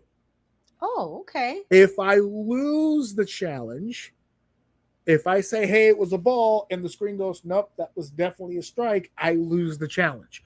If I lose 2 challenges, I no longer have challenges, which is important for our conversation. We'll come back to something. So that's something like, if you're the first batter up, you wouldn't be wasting that on the first batter early in the inning. But if you have like 2 men on base and you already have 2 outs, that last guy, that third guy that comes out, he's going to be challenging some of those, and he's going to put those challenges at risk because he wants to get on base too, to make it fully loaded and keep the inning alive. Right. Now that here's another catch. There. If you win a challenge, you keep it. If you lose it, you lose it. And if you lose 2, you lose your 2. In extra innings, if you go to extra innings, that means anything past 9. Once we've entered the bottom of the 10th, you're in extra innings. Extra innings, if you get to extra innings with 0 challenges, you are given 1 new one. Okay, that makes sense. Okay, position However, players. Now this can cause conflict though between managers and the batters, because I would be pissed off if I was the coach and then my batter wanted to use one of the challenges at a wrong time and get it wrong and waste it. Mm-hmm. I would be pissed off. There has to be some sort of system between the coach and the batter for when he's going to give permission to challenge it, since he himself can't challenge it. That's a green light situation. He's got to be able to sit down with certain players and say, I don't give a fuck what that play was. Don't challenge it. So there has to be a signal. So that means immediately after every single at bat, they have to be looking over at that coach to immediately see, oh, am I supposed to challenge this or not? I don't think he's allowed to do that. It's supposed to be no dugout. The pitcher, the catcher, and the hitter are the only ones allowed to challenge. It says, that's what you said. I know, but it says here that there can't be any input from the dugout. He can't look at the dugout at all. He can't look to see if the manager goes yay or nay. He can't look in that direction. No, otherwise, really no input at all? No, it says it right here. No input from the dugout is allowed. It has to be determined within the play. As soon as the play happens and the ump makes his call, you have to tap right then. You can't look at anybody. It has to be instant. And I don't have a problem with that, because if all of these players are locked in, the pitcher's locked in, the catcher's locked in, the batter's locked in. If you see the play develop, you know right then and there if you want to challenge or not. You shouldn't have to think about it. If you're the pitcher and you know exactly where you put it, and that umpire can't see it, and you're hiding inside at ball, whoa. That's no. That's good distance. Go to the screen. You shouldn't have to sit there and go, was it inside? Is he right? Was it too high up? I'm not sure. No. Right now. I love, by the way, that this is the fucking signal, because that's I don't know about that. Because if you're the batter, sometimes that slider can really slide, or that curve can really curve at last minute, and it can curve right close to where the batter is. So they might think it's a strike, but at last second turn into a ball. The batter can't see that. Right. And that's where your point about the manager comes in. Because if you're not sure. I know what you just said, the manager can't help. Now that could lead to scandals too. If you think about it, that could lead to a scandal. Because I bet you there's some coaches out there, if you're not cheating, you're not trying. They're going to try to think of some sort of you're not cheating? You're not trying. Every time I go like this and I rub my nose, that means I want you to challenge. No, but he can't look. No. He can't look at any of that shit. He can't turn his head at all. As soon as he turns the dugout, it's over. It doesn't matter what kind of gibbery Jew shit he's doing. As soon as he turns that. But how about the dugout is in the direction of where you're looking? If you're at bat, you can't see the direction of where you're looking. Come on, yes you can. If the direction you're looking is behind you, you're in trouble. There's no dugout. You're talking about the bullpen way up there in the front by the. Yes. Imagine he's just like. Oh, I'm stretching. That means that means to fucking a challenge. They're gonna come up with some sort of signal. I'm telling you, the coach back there is gonna be like, okay, and then they're gonna challenge. I'm telling you. Oh my God. I'm telling you. They'll come up with some sort of a system. They're gonna come up with something. So let me Listen. I bet you a coach is gonna be like, "Oh, I'm taking some dandruff shampoo. It's just my scalp. It's itchy." Yeah, I'm having some personal hygiene issues. Every time I do this, they always see them going like this. But when they don't see him scratch his head, that's when they can challenge. But every time he scratches, it's a no go. Don't do it. Itchy scalp. Don't do it. Don't do it. So there's an umpire. I'm telling you, somebody's gonna find a way to make it seem like this program is no good. Somebody's going to try to cheat their way around this AI machine. Is it AI? I think it's pretty much AI. Yeah, I think the computer itself is making the determination. But if the players find a way, that's one thing. But there's already a push from a certain sector of baseball, and that's the umpires themselves. So former MLB umpire Richie Garcia commented with this is a quote from the Associated Press on the ABS system.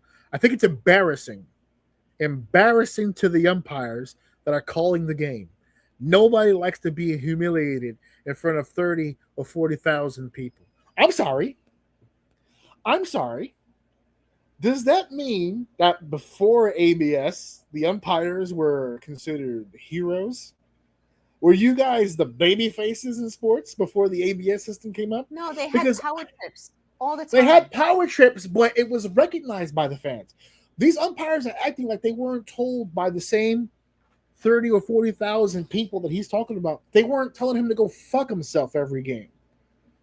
They could see the fucking play. They've been giving you shit for years because you didn't get those calls right. And now you're embarrassed because there's a system that's designed and put in place to showcase that they were right. That you weren't calling the fucking calls correctly. I thought I had a screenshot. There was a specific guy. There was a guy, man, I thought I had this thing screenshotted. I'm going to try to look it up real quick. This guy right here, CB Bucknor. Okay? CB Bucknor had a historic night. This was an umpire, okay, that this past Saturday, I think it was against the Reds, he had his calls challenged 20 times in the same game, and more than half of them were overturned. In fact, there was one at bat. Who's the guy? The Reds third baseman, Eugenio Suarez. He was at bat, and they threw the pitch, and he made the call, and he went, no, that's a bad call. And he got it overturned. The very next at bat, pitch comes in. Makes the call. Another bad call. Overturned again. Back-to-back pitches. And this unmercifully happened to this dude, CB Buckner, guys. Look it up on Google. This fucking guy got fucking roasted this past weekend. He got destroyed on camera. By the way, it's not just the fans. It is not just the players. I'm seeing hey, what's happening here? I said my seat. We're saving that for the Patreon, folks. We got to pay extra for that service.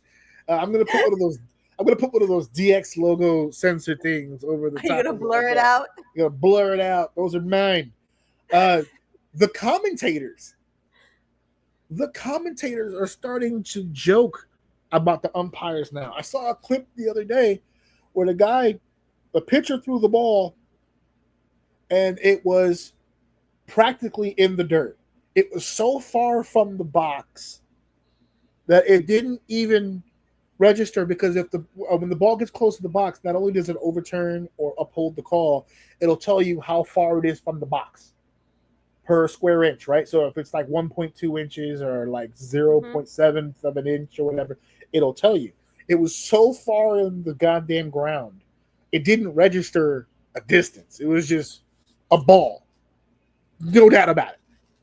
So the commentators were on TV and they saw the pitch overturned. He goes, yeah, that might have been the first strike we've ever seen where the ball was absolutely covered in dirt. It's just like, there was another one where it was like the guy called the ball and it was in the center of the box. A perfect strike. It was right in the middle and they called it a ball. So the pitcher called for a challenge, and of course it was overturned. And the commentator said, there it is, folks. Our first ball right down the middle. It's like, Jesus Christ. Yeah, it's no mercy. Yeah, well, you know what?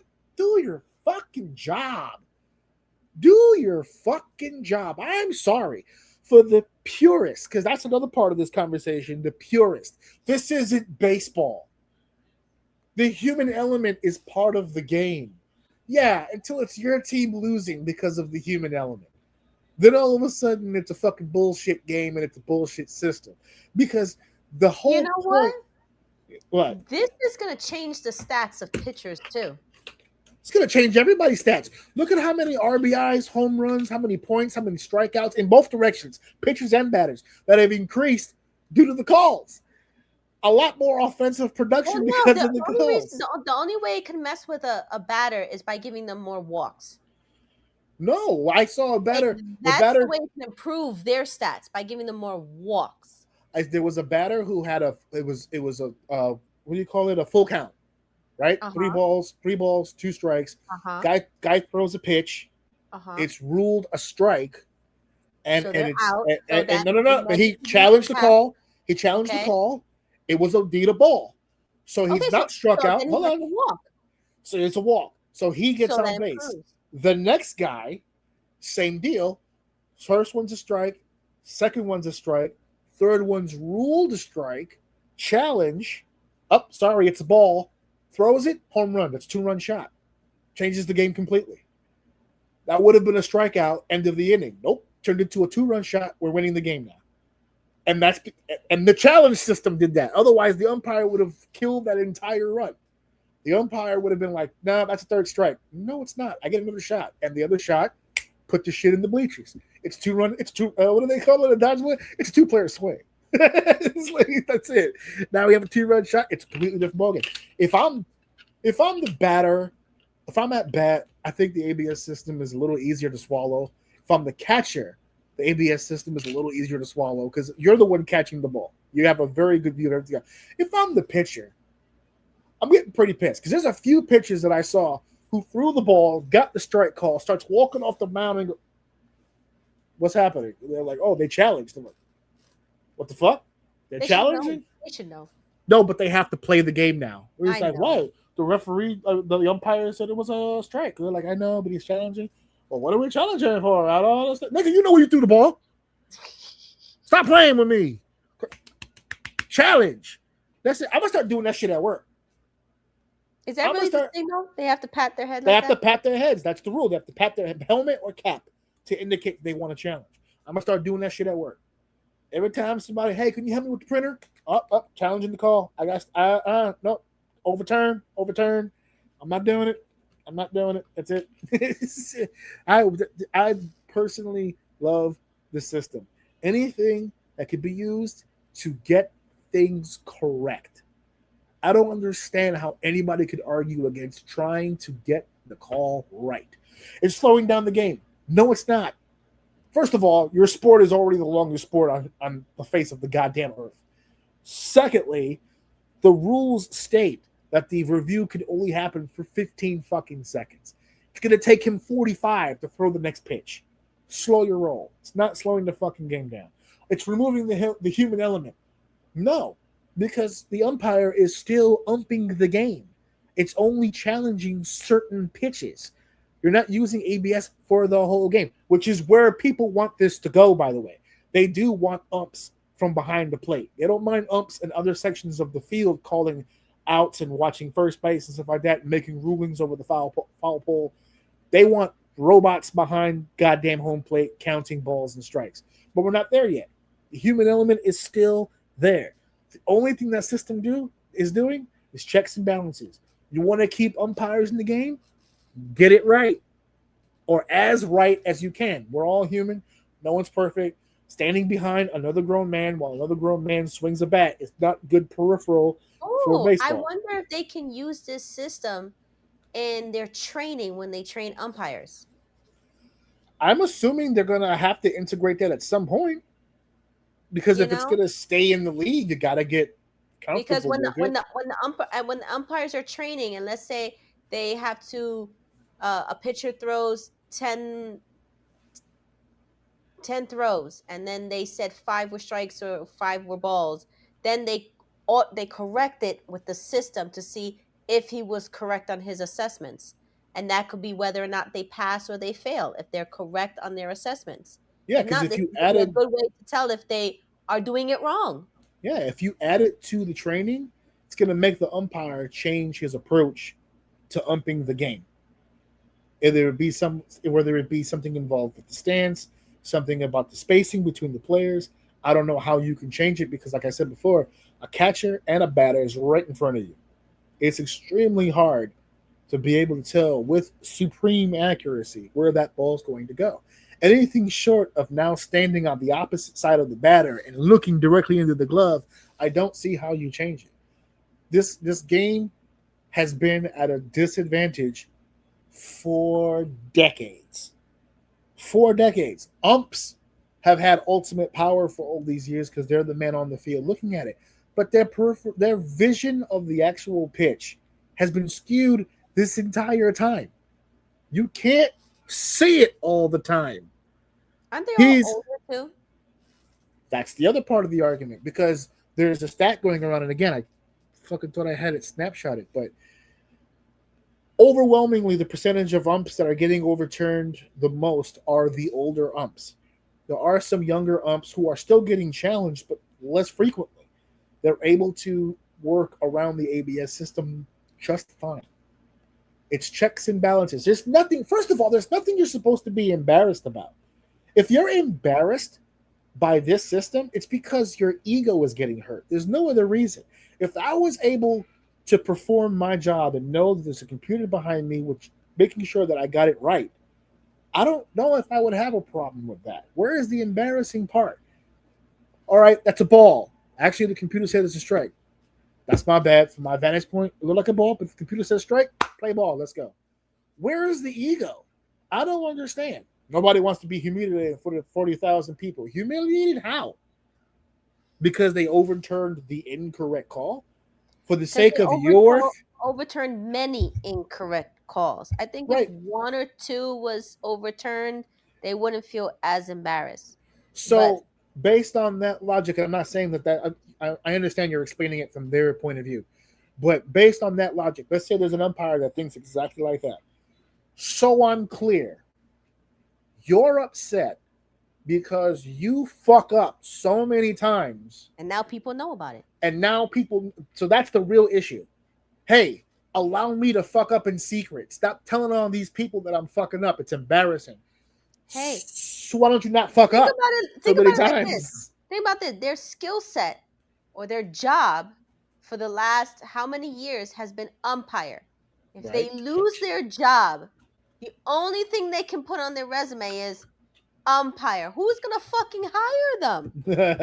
They're done. A lot of these guys... It's a very niche job. Niche. Yeah, very niche. And for most of them, especially in the older days, this was not a full-time job. They only for Major League, I would assume it's more full-time because there's so many games in a week. You could do 7, 8, 9 game homestands and bust out a lot of time spent. And other sports, like for instance, I know for the NFL, you're only really working Sunday, Monday, a few Thursdays. So a lot of them do have their own full-time jobs, especially back in the older days where you weren't getting paid. You had to supplement it with another job. This has always been a position held by people who loved sports, had a passion for sports, always dreamed of playing in the big game, just didn't have the fucking talent and the skill. So this was a way in.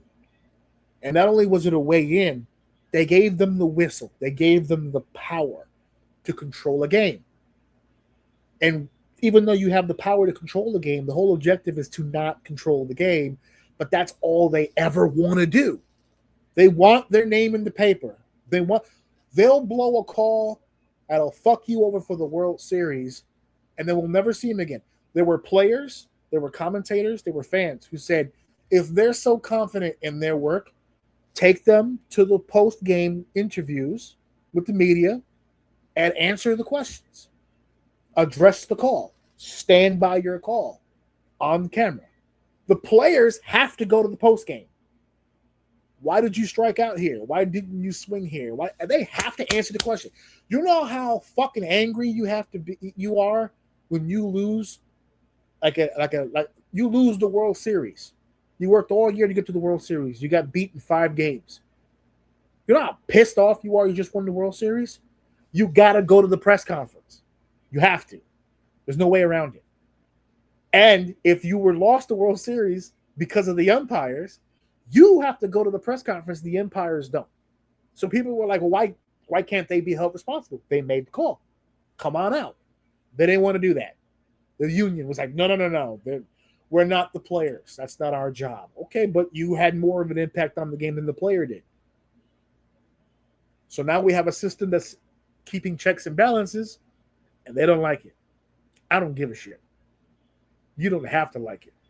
If you don't want to be embarrassed for the 40,000 people, pleasure doing business with you. Good luck at the used car dealership, because we're going to bring in somebody else to come in here who has no problem. You know how many, as someone who worked at Yankee Stadium for a full season, I know people who would give that left nut to be a fucking empire in Major League Baseball.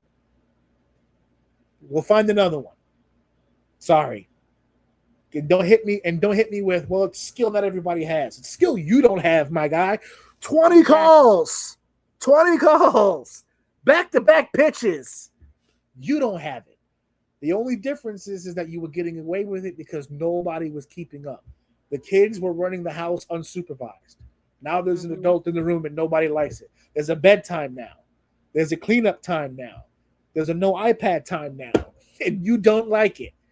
Well, how I don't long care. do you think they would have this before they said, you know what, we don't need umps anymore? It depends on the umps. Because if the umps keep talking the bullshit and keep shitting on the system, they're going to be out. The umps will survive if they adapt and embrace. If they incorporate. Do you think the MLB will leave it up to teams? Like, be like, hey, you know, it's dependent on the team whether or not they want to use only the automated ball strike challenge system or if they want to use the umps and the system. Like, maybe they'll leave it up to the teams. Maybe some teams like the Yankees just want to use the system and no ump, but then another team will still hire their umps and have the challenges if they want to challenge. Well, to your point, there are a few players who have gone public by stating they don't want to use the ABS system. There are some pitchers who are saying, I refuse the challenge. That's not the game I grew up in. That's not the game that I play. You know, it's their job to be the umps. I'm going to trust their call, whatever the case may be. But if you're leaving it up to the teams, that means essentially you're leaving it up to the managers or the general managers or the operations manager. And any baseball fan right now will tell you that if you're going to leave it up to them, you're in trouble because the league has been overrun. Talk about this is not the baseball I grew up with. Baseball is now run by metrics. Managers now manage out of a book. There's no gut reaction. There's no feed the hot hand. It's all numbers. There's a book that sits in the dugout, and they file through the book based on position, right? Okay, I know he's retired, but like just throwing out names, right? So like Bernie Williams is at bat, right? He's a lefty. We got a right-handed pitcher. Should we take him out? Should we keep him in? All right, he's got a good percentage against lefties or against righties. Okay, good. We'll leave him in. What's David Cohn's pitch count? 72? He's at 72 already? What's his history with pitch counts? All right, we shouldn't keep him above 86, so let him pitch a few more times and then we get Jabba ready or whatever the case. That's how they manage now. Metrics. So if you're telling these people we can remove the human element and just have a computer, the same computer that made that book for them now will be actually playing a role in the game and factoring in balls and strikes, they're going to be for it. They're going to be for it. So if you're leaving it up to them. But then, if you completely eliminate umps and you just have the automated ball strike challenge system, you're going to at least have to hire one ump as a backup, not to be on the field, as a backup, because every now and then there's always going to be fuck-ups with technology. Yeah. Okay? Always. There's always going to be glitches, something's not connected right, the metrics is off, the screen is off, the setting is off, something. Actually, you're going to need an IT guy and an ump handy. Okay? Oh, to come on. fix the Every goddamn stadium. machine, and To be then have fair, it every just in case. stadium already has one of those. All of these buildings are wireless connected. Every one of these stadiums has a full functioning jumbotron Camden Yards in Baltimore just revealed their new one. It's like 80 feet tall. It's fucking humongous. If left unchecked, the building would literally tip over due to the weight of the screen like that. It's humongous. Everything in the concession stands is run electronically through computers. Everything in these buildings are computerized. I promise you. They have a whole team of IT people. The problem is, and I think you brought this up earlier, so the one issue I do see with everything quote unquote being run by computers is these IT guys, if they're working at Fenway Park, are they Yankee fans? Are they, hold on a second now, hear me out. It's like, just gonna move this smudge right here. Look at that. Oh, it's a ball. That's crazy. You know what they say. The computer's the one paying attention. Wasn't me.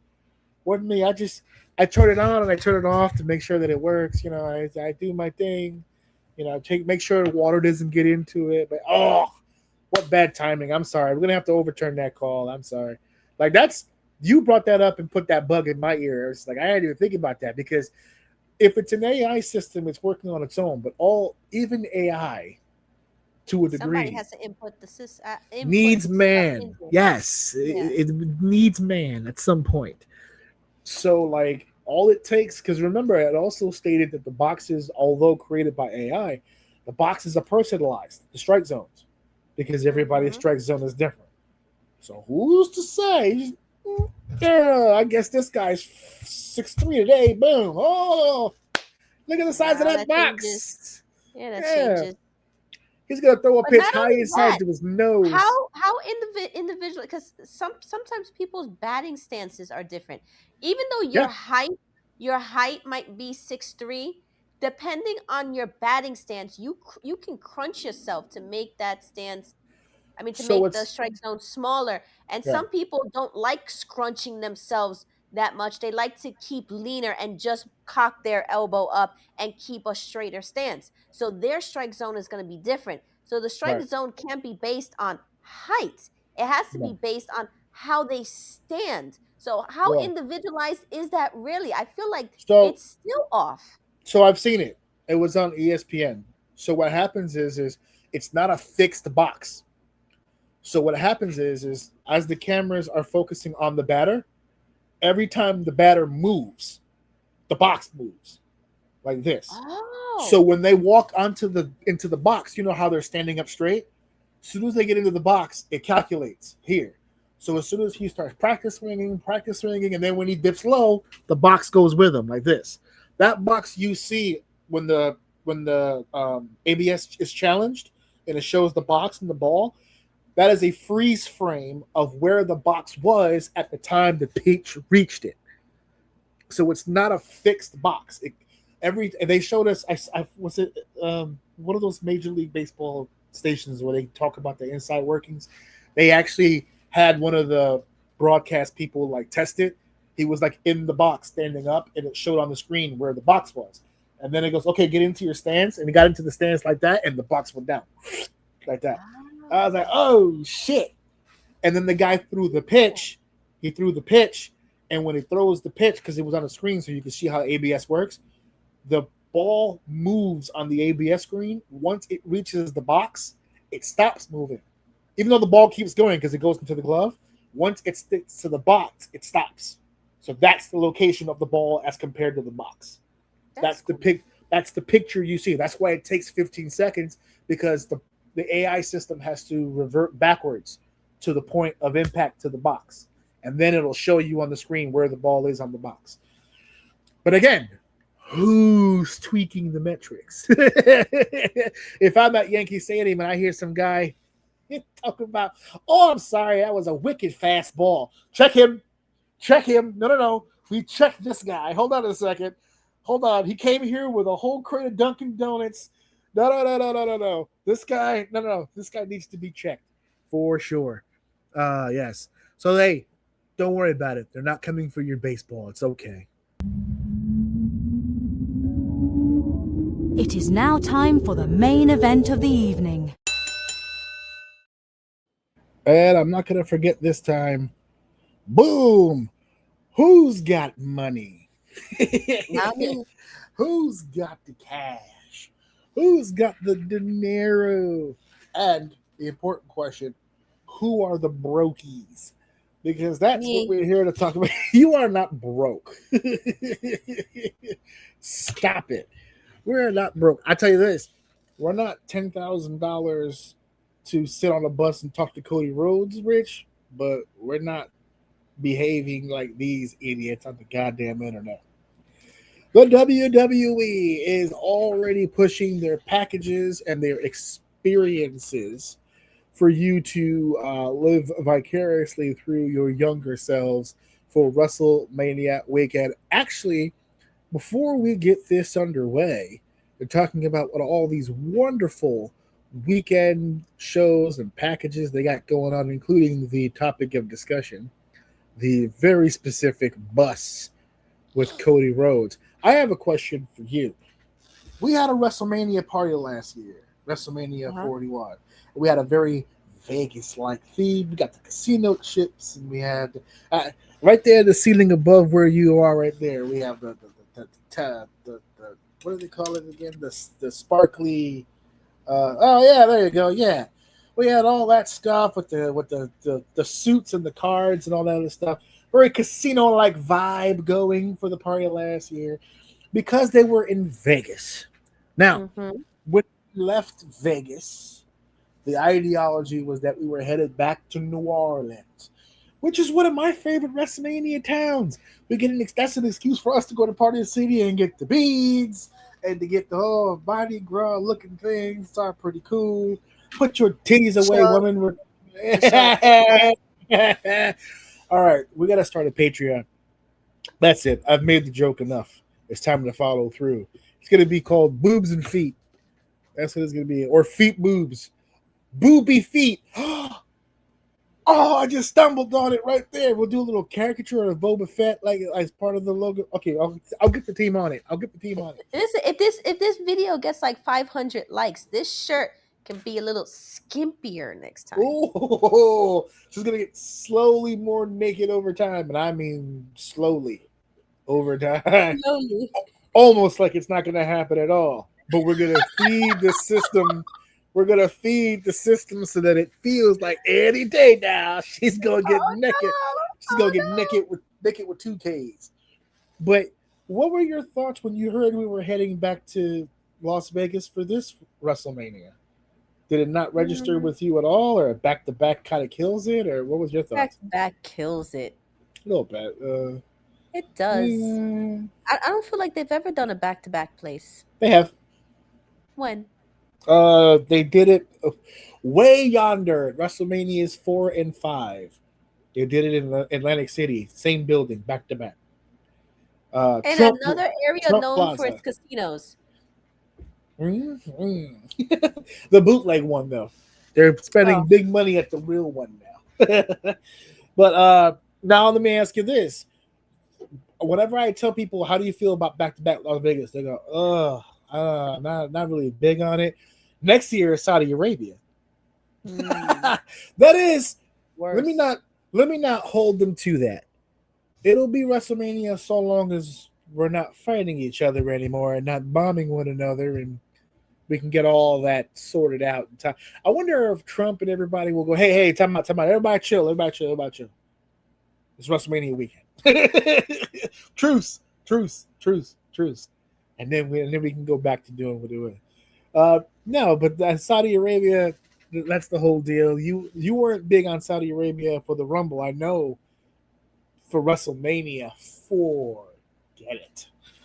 We're gonna have a really rough time with that live convo next year, doing WrestleMania 43 in Saudi Arabia. But we are in Vegas, and as part of the ritual when it comes to WrestleMania, they have a lot of packages. Now, obviously, the most important package that they have is my package. No, it's the 2-day package for WrestleMania as far as the tickets. There are many packages: silver, gold, champion, suite by the seat. They have elite experience. They have the Undertaker suite. They have Now they have seats. They did this last year for the first time where you sit above the entrance ramp for WrestleMania. You sit above the WrestleMania sign, which when we saw it last year, we said it then, and I got reminded of it when they mentioned that they were selling those tickets again. That would be 3 to 4 hours of absolute misery and hell for you. To be right at ground zero, where all of the explosions are going on. What is happening here? I thought you were gone and done away with. I can't believe it. I go to put this kid to sleep, and he's all on the camera. But I figured that those seats in particular would be absolute hell for you. To be seated right above the WrestleMania sign with all that pyro going off. Normally, when you go to WrestleMania, you feel the heat of the pyro. Imagine sitting right at ground zero, right where the pyro is going off. The pyro might make somebody take a shit. It'll scare the shit out of them. Scare the shit out of them. If that would be the worst seat for me if Kane showed up. Then, because you know, I'm not gonna lie, I'm man enough to admit it. Kane makes me jump. I feel like that could lead to a lot of issues. If people are up there drinking a lot, I could see somebody making a stupid ass mistake and wanting to piss over somebody's entrance. Piss? Or do you think someone's gonna get crazy enough to go crossbody? It's just catch me. LA Knight, turn around. Yeah. Crossbody. You gotta sell it. Yeah, baby. Good times. But yes, there's 2-day packages. We ran into a situation with SummerSlam when we were buying tickets for SummerSlam, where for the first few days, the pre-sale and the general admission, they only sold the packages. They only sold 2-day tickets. We didn't get a single-day ticket until like weeks after. Yeah. Weeks after we finally got those tickets. So like, I'm looking at it right now, and they're still offering those doubles. They have the 2-day packages, single-day packages, meaning if you're only going to be there the 1 day, same deal. And it's all the usual, like silver, right? For silver, all you got to do is just pay $1,063 per person. You could do a single-day premium seating. You get invited to the Friday kickoff party at Area 15. Live Q&A with Cody Rhodes, live Q&A with Rhea Ripley, WWE superstar appearances by the Kabuki Warriors, the Street Profits, and more. Could be more. 4-day priority pass, WWE World and Superstore access, and of course, dedicated priority pass entrance to Allegiant Stadium, WWE World, and WWE Superstore. Basically, their offer is come to the building, give us a grand apiece, and we'll just let you walk in when we walk in. That's it. You can come in early. You come in, you just sit in the corner, don't mess anything up, but just like, you can come in, you can listen to Cody Rhodes talk, you can listen to Rhea Ripley talk. We'll let you shake hands with the Kabuki Warriors. Just $1,000 a piece, and you're straight. You're good to go. For the record, I don't think, and this is not a sexist thing, I think this is a safety thing. They got to start being careful with bringing the women superstars into some of these little areas. Did you hear what happened to Liv Morgan on Raw? No. Oh, she got grabbed during her entrance. Some guy, it's on camera, just fucking grabbed her whole arm and yanked on it. Like, you know how they do the high fives or whatever? She's a heel. Yeah. So she's not doing any high fives. She's just walking down the aisle. And I guess she was a little close to the ramp. She might have been compensating for the cameraman. And he just fucking yoked her to the point where, like, her arm came this way. And she ended up, like, flinging her arm loose from his grip. And, like, did, like, a whole half circle. And she kept walking. But I have a feeling, based on the reaction to that, because you know how normally when they do the entrances, especially when the cameraman is straight on, they walk pretty much from the curtain and the camera's in front of them all the way to about the ring, and then they kind of follow them around. Soon as she got yoked, they changed the camera shot, and it blacked out the walkway. I'm assuming so that security can grab this fucker, because he yanked the shit out of Liv Morgan. To the point where, like, the fans that surrounded him got fucking mad that he yanked on her the way that he did. Like, it was brutal. Like, woo! So and did she just have issues with her arm? Shoulder, somebody else? Shoulder. Yeah, Shoulder you came got out. somebody who had shoulder issues. I don't know what his deal was, but it wasn't even like a touch. Well, I just want to touch her and she goes by, Probably whatever. a drunk thing, an alcohol He thing. fucking yanked. He got a And nice, she's good grip. tiny too, so She's a little person. So they got to really be careful with that for sure. But there's multiple packages here. What stands out to the packages is what I just mentioned earlier. That silver package for the single day tickets, $1,063. For the 2-day packages, pretty much similar stuff that you saw before. Actually, pretty much the same stuff. It just changed from a 1-day to a 2-day, meaning you get all that access for 2 days. It's $1,542.50. They got it down to the goddamn nickel. Yeah, per day. Same thing with the gold. The gold jumps it up. Not including taxes and Ticketmaster fees. Not so including that's really $1,500. Yeah, they're not including the airfare or the lodging, which is going to cost you more. The gold ticket, the step up of silver, is $2,100, $8.75 per person. So that's an increase of like $600.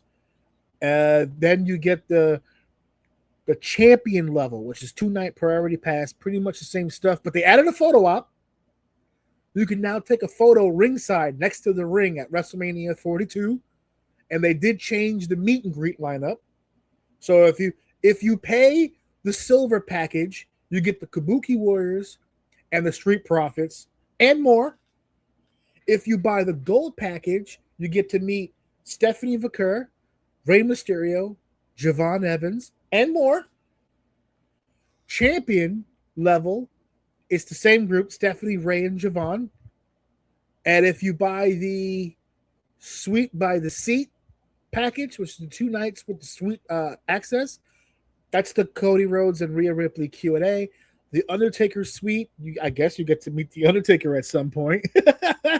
And then there's a special experience package, which is $37,000. $37,500. You get the elite experiences. That's 2-day premium row 2 floor seating, on stage in-ring photo op at WrestleMania 42. That, you know, when we go to the events and we see those random ass people with lanyards and they're standing by the entranceway and then they go into the ring, that's this package. Superstar walkout experience on the WrestleMania stage. That means you get to do someone's entrance. They'll play the music and the Tron and turn on the lights for you to walk out to that music. So just for the record, babe, I'm about to spend $37,000. Because that sounds awesome. All-inclusive pre-show hospitality, meet and greet with AJ Styles, Liv Morgan, Obafemi, Danhausen, Randy Orton, The Undertaker, Paul Heyman, and the Steiner Brothers. What? The Steiner Brothers. Reserve section at Friday kickoff, and then 5-day VIP WWE World Ticket and Priority Pass.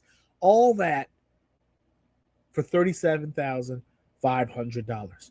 So now I take you really quickly to this next tab, which is the add-on experiences, and that's what we're really here to talk about, because it was 2 add-on experiences. There was the What Do You Want to Talk About live podcast, where Cody Rhodes is going to sit with Liv Morgan. That's going to take place on April 15th. Exclusive experience with Cody Rhodes and Liv Morgan. Meet and greet with Liv Morgan. It's an 18 over. This is an 18 and over event, obviously. Obviously, because they're drinking. Ticket to WrestleMania 42 not included. What the fuck? So you can do this. You can go to the building. You pay $550. You could attend the podcast. You can meet Liv Morgan, and you can maybe have a drink or two, I guess, because it's saying that it's 18 and over. But you don't have access to WrestleMania. Wait, you said 552? $550 per person.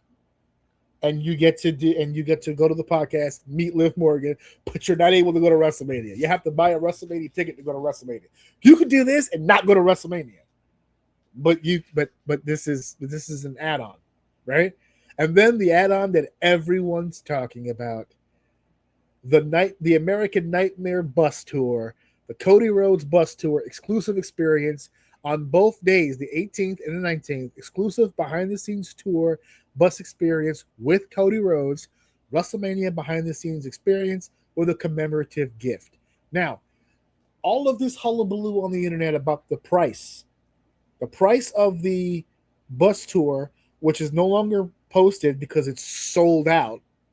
But the price was $9,950, which is why I rounded it to $10,000 there, because it's essentially $50 more. It's $10,000 to go on the bus. Now, all this conversation about the bus tour, this would be the second year that they've done the bus tour. It was an add-on last year. Now, I don't know what the price was last year, but I'm assuming. Who was the bus tour with? Still with Cody Rhodes? Yeah, it's his bus. Yes, he's offering the bus tour. You're going onto his actual bus, right? It's his bus, right? So you go on the bus and you get to talk to Cody Rhodes. The bus takes you to different places within the area for whatever they're doing. You get to, one of the things that he included was if you were on the bus with him, he gave you the sneak peek. He pulled it out for you to see. He showed his WrestleMania gear to them first. I mean, but did people sign NDAs? Why didn't I hear about this Cody Rhodes experience last year? Nobody mentioned it. Nobody did any YouTube. There wasn't a whole lot of there was not a whole lot of hullabaloo. He actually said it when he responded to the criticism about the bus ride. As a matter of fact, I'll read the actual quote. Cody Rhodes was asked about the $10,000 price tag for the bus. He said, and I quote, "I like all the different takes on what it would take for me to spend that money to go on the tour bus, and then listing Pharaoh has to be on it." Now, this is people saying for $10,000, the dog better be on there. I want Pharaoh on the bus. I want to be the special guest referee at WrestleMania. There are some fun ones. We did this tour last year very quietly, and it's just a sweet on-location deal for the people that want a little bit of that extra moment. What I did last year was fun. They got to see my WrestleMania gear in advance, and we got to talk WrestleMania. I have a good plan for them this year. It's an absurd amount of money. Gosh, thanks for the fact that people are paying that. It makes me feel incredible. I want them to feel like they got a unique and cool experience and something intimate with us. How many tickets were sold? Because I mean, if he just sold 10, that's already $100,000. It can't be a lot. It's a bus, right there. So it's not like he's gonna get a group 10. of I bet people. you he's only doing it for like 10 people. $100,000. He making $100,000 himself. I don't think he's making the 100. Oh, of course you're taking a chunk. Why would you take a chunk? Bus. It's still being advertised through WWE. It's not like it's on Cody Rhodes' personal shit. It's on the WWE website. They're attaching it to WrestleMania. They have to be getting a cut of something. There's no way. I want them to feel like they got a unique and cool experience and something intimate with us. When you got those moments with your fans where you can sit down across from them and get to know them. Two of the guys who were on the bus tour last year are coming on my podcast. I wanted to bring a fan on the podcast to see what it was like. We've stayed in touch. I look forward to a new crew this year, and thank you for doing that, he said. Slippery slope, my guy. You probably should have kept that fan thing to yourself, because now everyone who's coming on that bus is going to perform now.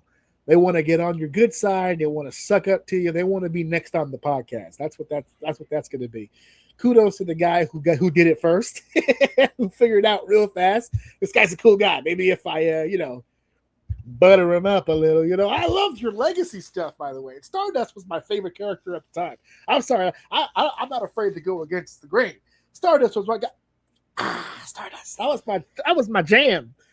He said what he had to say to get on the podcast. It is what it is. But Cody even says, gosh, that's a lot of goddamn money. Yeah, it is a lot of goddamn money. But guess what, folks? Of the things that I read off to you, besides the $37,000 one, this was the most expensive part of the packages. It was an $8,000, a $7,000, a $4,000, a $3,000, a $1,000, but the $10,000 was the most expensive one. It sold out first. So for everybody out there that hits people with the whole, this is absurd, why would they charge this much? It's out of control. They bought it. They bought it. It would be foolish to bring down the price on something that people are literally willing to pay for. That's insanity. Of course they're going to go on the bus and do this and do that and meet Cody. And I get to see his ring gear before it hit. Come on, man. You can't get mad at these prices. The WWE right now, are in a little bit of a crisis mode, but it's self-proclaimed. It's a self-proclaimed crisis mode. Everyone is taking Triple H's words again and twisting them by saying, "Oh, he's concerned that the building's not sold out for both nights. They're concerned. They're in crisis mode. They're trying to figure out what can we do to sell the tickets. What can we do to sell the tickets?" And they're not actually in a crisis mode. I made the comparison with you. Actually, you were the one that I brought up because the way that your mind works is absolute brilliance. Because you are the exact person that I can compare to WrestleMania, in the sense that you have X amount of dollars in a savings account, right? Let's say you were trying to save up for something. I want to buy a car. I want to buy a trip or something like that. I want to save money to go on a trip, go somewhere, right? You put money in the savings account and it will tally up and it will grow. And you give yourself like a little spending allowance or like a spending limit or whatever. And when you get low on your spending limit, you will walk around and tell people that you're broke. In the account could be $1 million, but in your mind, that money doesn't exist. It's only the $20 in my pocket right now. WWE is not in a crisis mode because they haven't sold the building out due to the high ticket prices. They've sold thousands of tickets. What they want is the title of sold out, that they sold the two buildings out. If they're seating 60,000 people and they only sold 55,000 tickets, yeah, they didn't sell the building out, but they made a shit ton of fucking money. And that's the issue. For the people who are saying, well, if you're not going to sell the building out. Is. Like, for example, like if a place has 50 seats and they normally sell it at $10, that's $500. But if they didn't sell all 50, if they only sold 20, but they sold each of them at $100, guess what? They made more money. They made more money than if they sold 50 at $10. They made more money. So they're caking in money, but now it makes the optics look bad at the empty seats. So they don't want the optics to look bad, but they're not in crisis mode as far as money-wise. Yeah, they made the money. They made the money. Yes, exactly. They made the money. They're worried about the perception. They know now, based on how the tickets are sold, we have to shoot the building a different way so that it looks full. Whenever we show the camera somewhere, to themselves with always making it a precedent to always highlight on the screen how many tickets they've always sold in the prior years. If they didn't do that, then they wouldn't feel this way right now. But fair, that's a fair assessment. But the reason why Vince did do that in the past is because to show off. Full buildings sell tickets. That was always the ideology. A full building sells tickets. That's why promoters on the independents, they'll sell as many tickets as they can. But come show day, they'll let anybody in because they want a full building. Because full buildings sell tickets. They pack the house. This is a happening. This is a place that people want it to be. Why the fuck am I not there? And then ticket sales go up. I don't know how many times they purposely booked shit buildings. You know, like Monday Night Raw. I personally remember going to Portland, Maine, in the Cumberland County Civic Center, which is not there anymore. I looked it up on the Wonder app. It's not there anymore. Small building, 8,000-9,000 maybe. Small in comparison to the usual buildings you would see, but packed.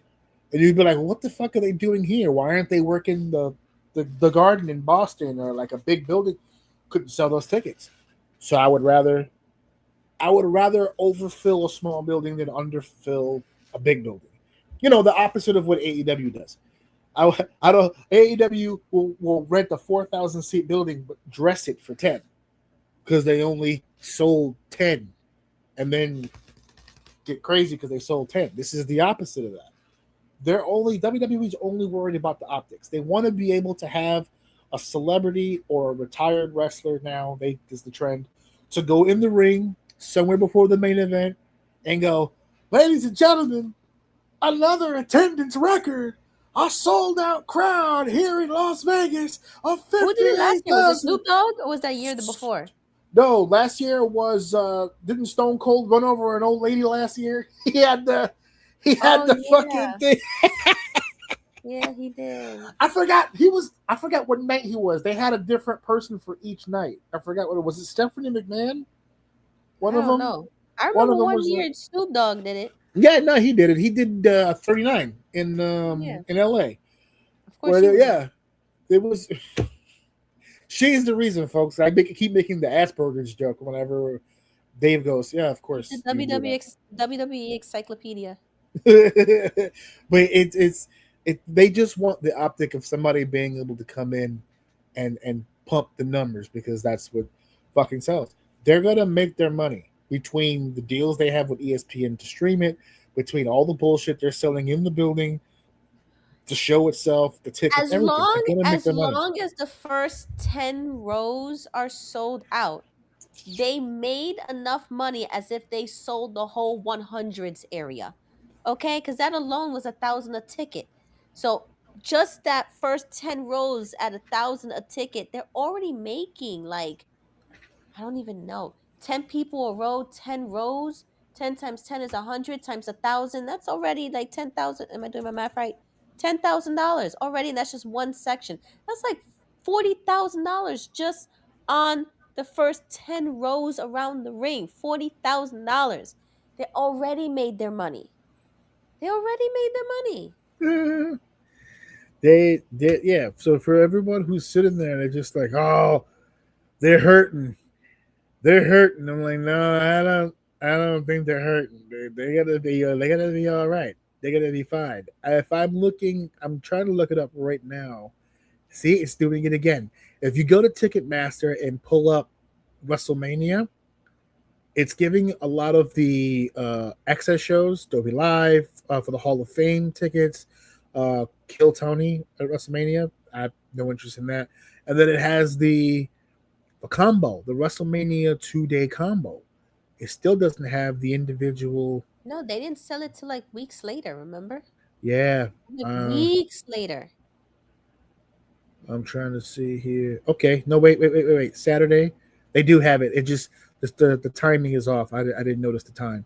So Saturday, let me see. I'm just trying to get a basis. We're doing this live. Hold on a second. Yeah. All right. So I'm looking at it here now, and those 300 tickets in the 300 level, if you go straight to Ticketmaster and just look up Saturday's show as an individual ticket, right now, section 410, that's the highest seats you can get to. 410, nosebleeds. You're sitting, the clouds are like right in your field of vision, right? $228 before taxes. If I want to go to the section in front of that, to like the 300s, that's going to run me same price. We're looking at 200. Now, if I go to a lower bowl, it's going to probably jump crazy. Let me see. Probably going to be 350. Something like that. Let me see. Oh, there's not a lot of tickets even available. This is what I'm saying. There's not a whole lot of tickets available. Okay, I'm trying to hover over the bubble. Oh, look at this. I am just above the floor. You know where we normally would sit? Mm-hmm. Like just above the floor. 347. 350. Didn't I say that about 350? For WrestleMania, that's not terrible. I think we paid very similar prices. That's usually what we pay, about 3 something. That's usually and this is not StubHub either, folks. This is Ticketmaster. 347. I'm trying to see if it gets any deeper. No. Right now for Saturday. Okay, you know what? I'm on this end. Let me go where the cameras are. Hold on a second. Let's see what we got here. No seats available. I got you. What's going on here? Up. All right, so here's the catch. You can sit in the 300 levels as long as you're in the back end of the floor seats. Once you start getting ringside, like on the sides of the ring, Now we're in the 700s. We'll get a little closer. Let's see what we can do here. Oh, it jumped right to 1,000. This is right before $1,209 for this one. I'm trying to get closer to the ring. Yeah, once your ring side, the side of the rings where the cameras are, now we're getting pricey. Let's go to the floor just to fuck with it. This is the back row of the floor, 1,200. Let's get a little closer to the ring. This one is listen. Let me run that again. This is row 12, and it was $1,200. I went to row 8, $3,800. It jumped $2,000 to go up like 4 rows. So it starts to get dangerous. But I'm seeing some ticket prices here that are fucking manageable. These tickets are going to get sold. If I go back to the just above the floor, what section is this? What number is this? Let me zoom in so I can get the exact thing here. B6? Where the fuck is B6? Oh, I get it. Okay. Yeah, this is just a no, this is still floor. Oh shit. Let me go over here. Oh, this is interesting. I didn't anticipate this. I'm glad we're recording this. Yikes. All right. Yeah, $2,000, $3,000. I'm telling you, bro. There are some seats available. The seats that I was looking at that was $300, those are seats that me and you would have definitely bought. It's right above the floor. You can see the ring clearly, no obstructions. I would have bought those tickets for sure. If you're one of those fans that are trying to get a little closer, either those first few rows before the ground and on the floor, there it is. $1,200, $1,800, $3,000, $4,000. And look, and you know the fucked up part? If you look at the chart and I pull back, because they only want celebrities in the first couple of rows. Right. But if I'm telling you, you know what? I'll share it. Just give me 1 second. If you look at this picture right now, there are a lot of these seats here. This little area right here that I'm circling this is the $1,200, $1,800 that I was just looking at. Those $300 tickets are like right here and a little bit right here on the upper ring. But right here, look at all these empty seats. I mean, not empty seats. They're not empty, but they're not available. This is what we're trying to explain to you folks. Okay? Yes, they are expensive tickets. But yes, they're being bought. People are paying for the ticket. So this is not a matter of overpriced. It can't be overpriced if people are matching the price. They're pricing you out.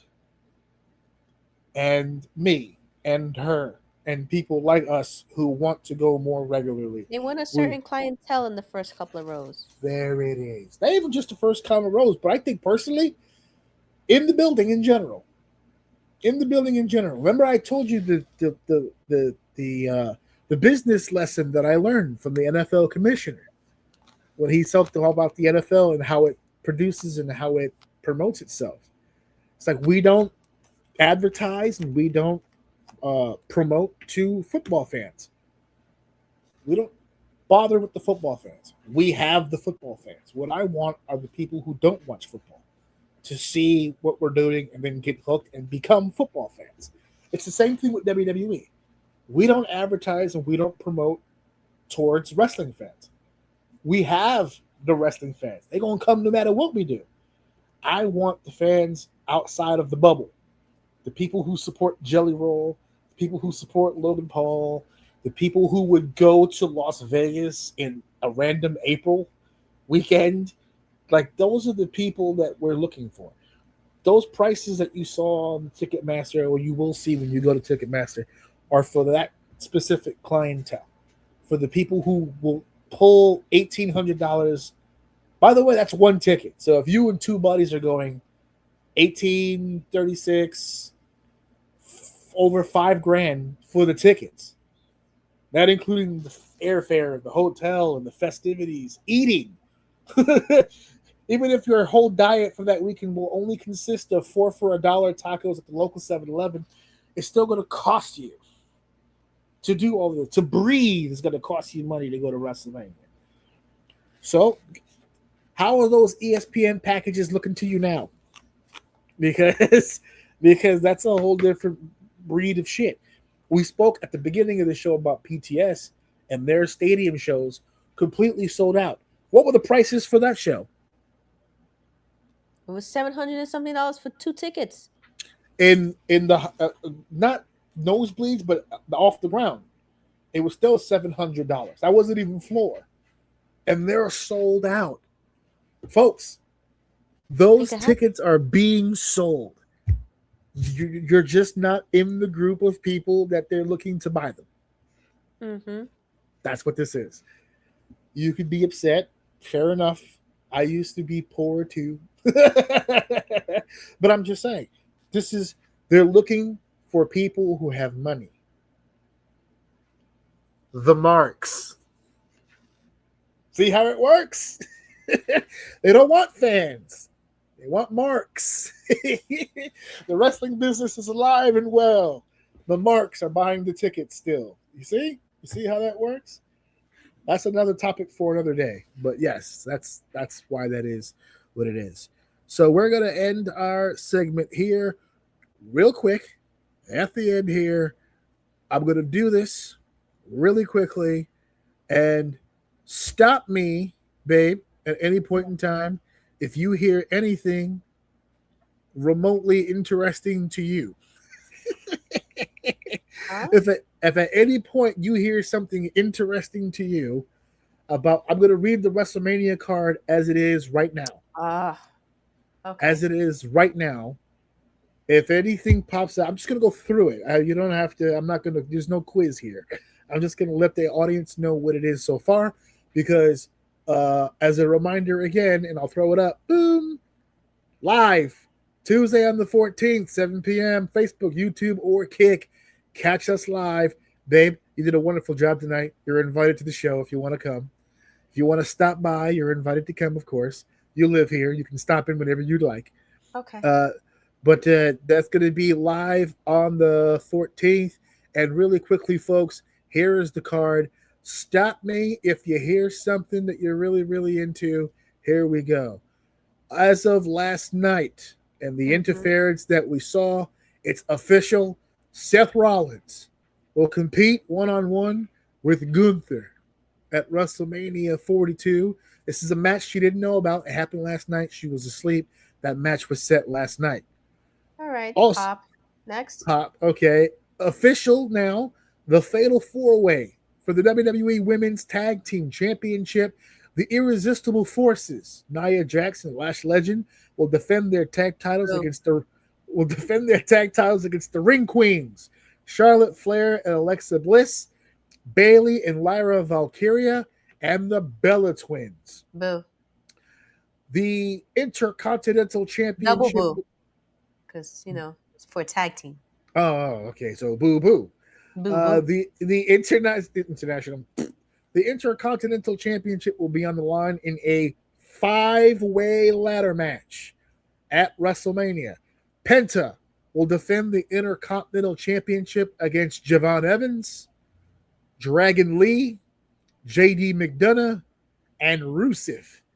Inside the ring will be 5 competitors in a ladder match for the Intercontinental Championship. Rusev throws it all off. Rusev is, everyone's making the same comment. Trust me, folks, he's perfect. They need a base. They need someone to catch the guys who can also be athletic when needed. Rusev's there to take bumps. Don't worry about it. The other guys are going to fly. Don't worry about it. They'll make the match.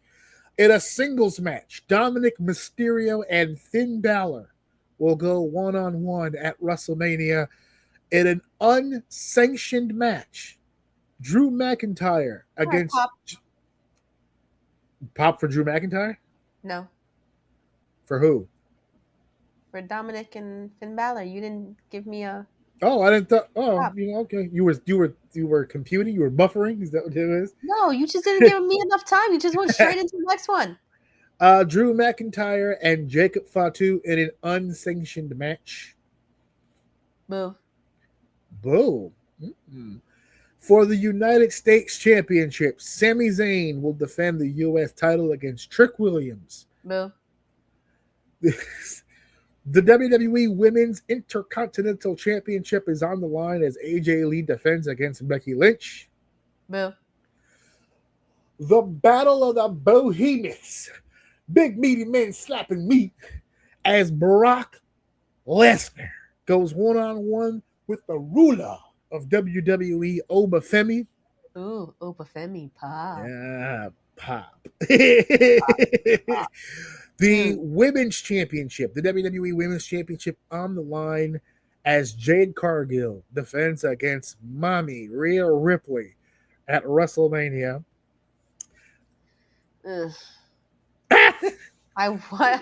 What's the ill? Is the Jade card, right? Is the Jade part? Yeah, well, I hope Rhea Ripley wears back support for this match. She's gonna need it carrying this fucking thing the entire time. For real. The undisputed WWE Championship on the line. Cody Rhodes defending against Randy Orton. Yeah, this is it, man. The Women's World Championship is on the line as Stephanie Vaquer and Liv Morgan will compete. Steph obviously defending the title. Boo. And in the main event, okay, yes, for the World's Heavyweight Championship, it'll be your tribal chief going one-on-one with the Second City Saint, CM Punk, for the World's Heavyweight Championship. I want to pop, but I feel like it's going to be a boo. I don't know. I'm not that hyped for Hot take. WrestleMania this year. Hot take. I'm not that hyped. I'm glad you said that. And honestly, you just told me this morning, oh, we got another 6 last night. What the fuck? 2 weeks ago? And you just gave me the other half of night 1 and night 2? You just whipped it together? I'm sorry. Whipped it together, baby. Yeah. So I'm getting a lot of vibe. I'm getting a lot of people online saying the same thing. Not a lot of build-up. Not a lot of hype. No real celebrity interaction. They did name a host for the WrestleMania. Oh no! Who's I'm the sorry. host? I'm Is sorry. it the Miz? No, don't say it. I'm sorry. No, don't I'm do sorry. it. No, shut up. Just I'm shut sorry. up. No, I need to know. Bye. No, I'm not gonna say it. I'm No. not gonna say it. I'm not gonna say it. I'm not gonna say it. But I do have to give you the heads up. They did mention that. So moving on from that. Other than I mean, it's still not. I still don't even count that. How did I do you dirty? I tried to let the audience. You didn't even have to fucking mention a host. You didn't have to even bring up that sentence, motherfucker. But next week is episode 350. I was asked if we're doing anything crazy for that. The answer is no, because we're doing the live show the very next week. So I'm not going to go live for live. That would be weird. Although there is 2 nights of WrestleMania. There could be 2 nights of WrestleMania 42 pre-shit. So I could get creative with that, I guess. There could be 2 nights of OUM Network. You know what I'm saying? There OUM podcast. There could be. We'll see how this works out. I'm a little swamped at the moment. We'll see what I can whip up and see what's going on. But yeah, so that's that. We have the show in 2 weeks, so we'll go live. Obviously, still listen to us. Once again, thank you to all the new subscribers and all the new people listening to the show. As of right now, the subscribers have gone up since we started this podcast. It's now up to 1,092. We're inching ever so closely. We have met our monetization goal as far as subscribers go. So now what we need from our fans is more watch time. So take a second, head back into. I'm uploading a whole shit ton of older episodes, all the segments. My wife is on the couch and I am on my desk all the time. She doesn't like it when I spend too much time on the desk, so I have to ration out my time. So I'm working as fast as I can, guys. Make it worth my while. Take a look at the episodes, share the clips, share the segments. Let's get the word out on OUM. I want to be in a way different place for the 9th anniversary show when we get there in September. So help us out. So thank you for listening. Thank you for downloading. Thank you for sharing. And, of course, thank you for enjoying episode 349. Thanks, Mommy, for coming on the show. And hopefully my brother will be back next week so I can hear what the fuck happened in the airport. I want to know. We'll see you guys next week. See ya. Mic drop. Wait a minute. This is too much. Cooking it like a pro.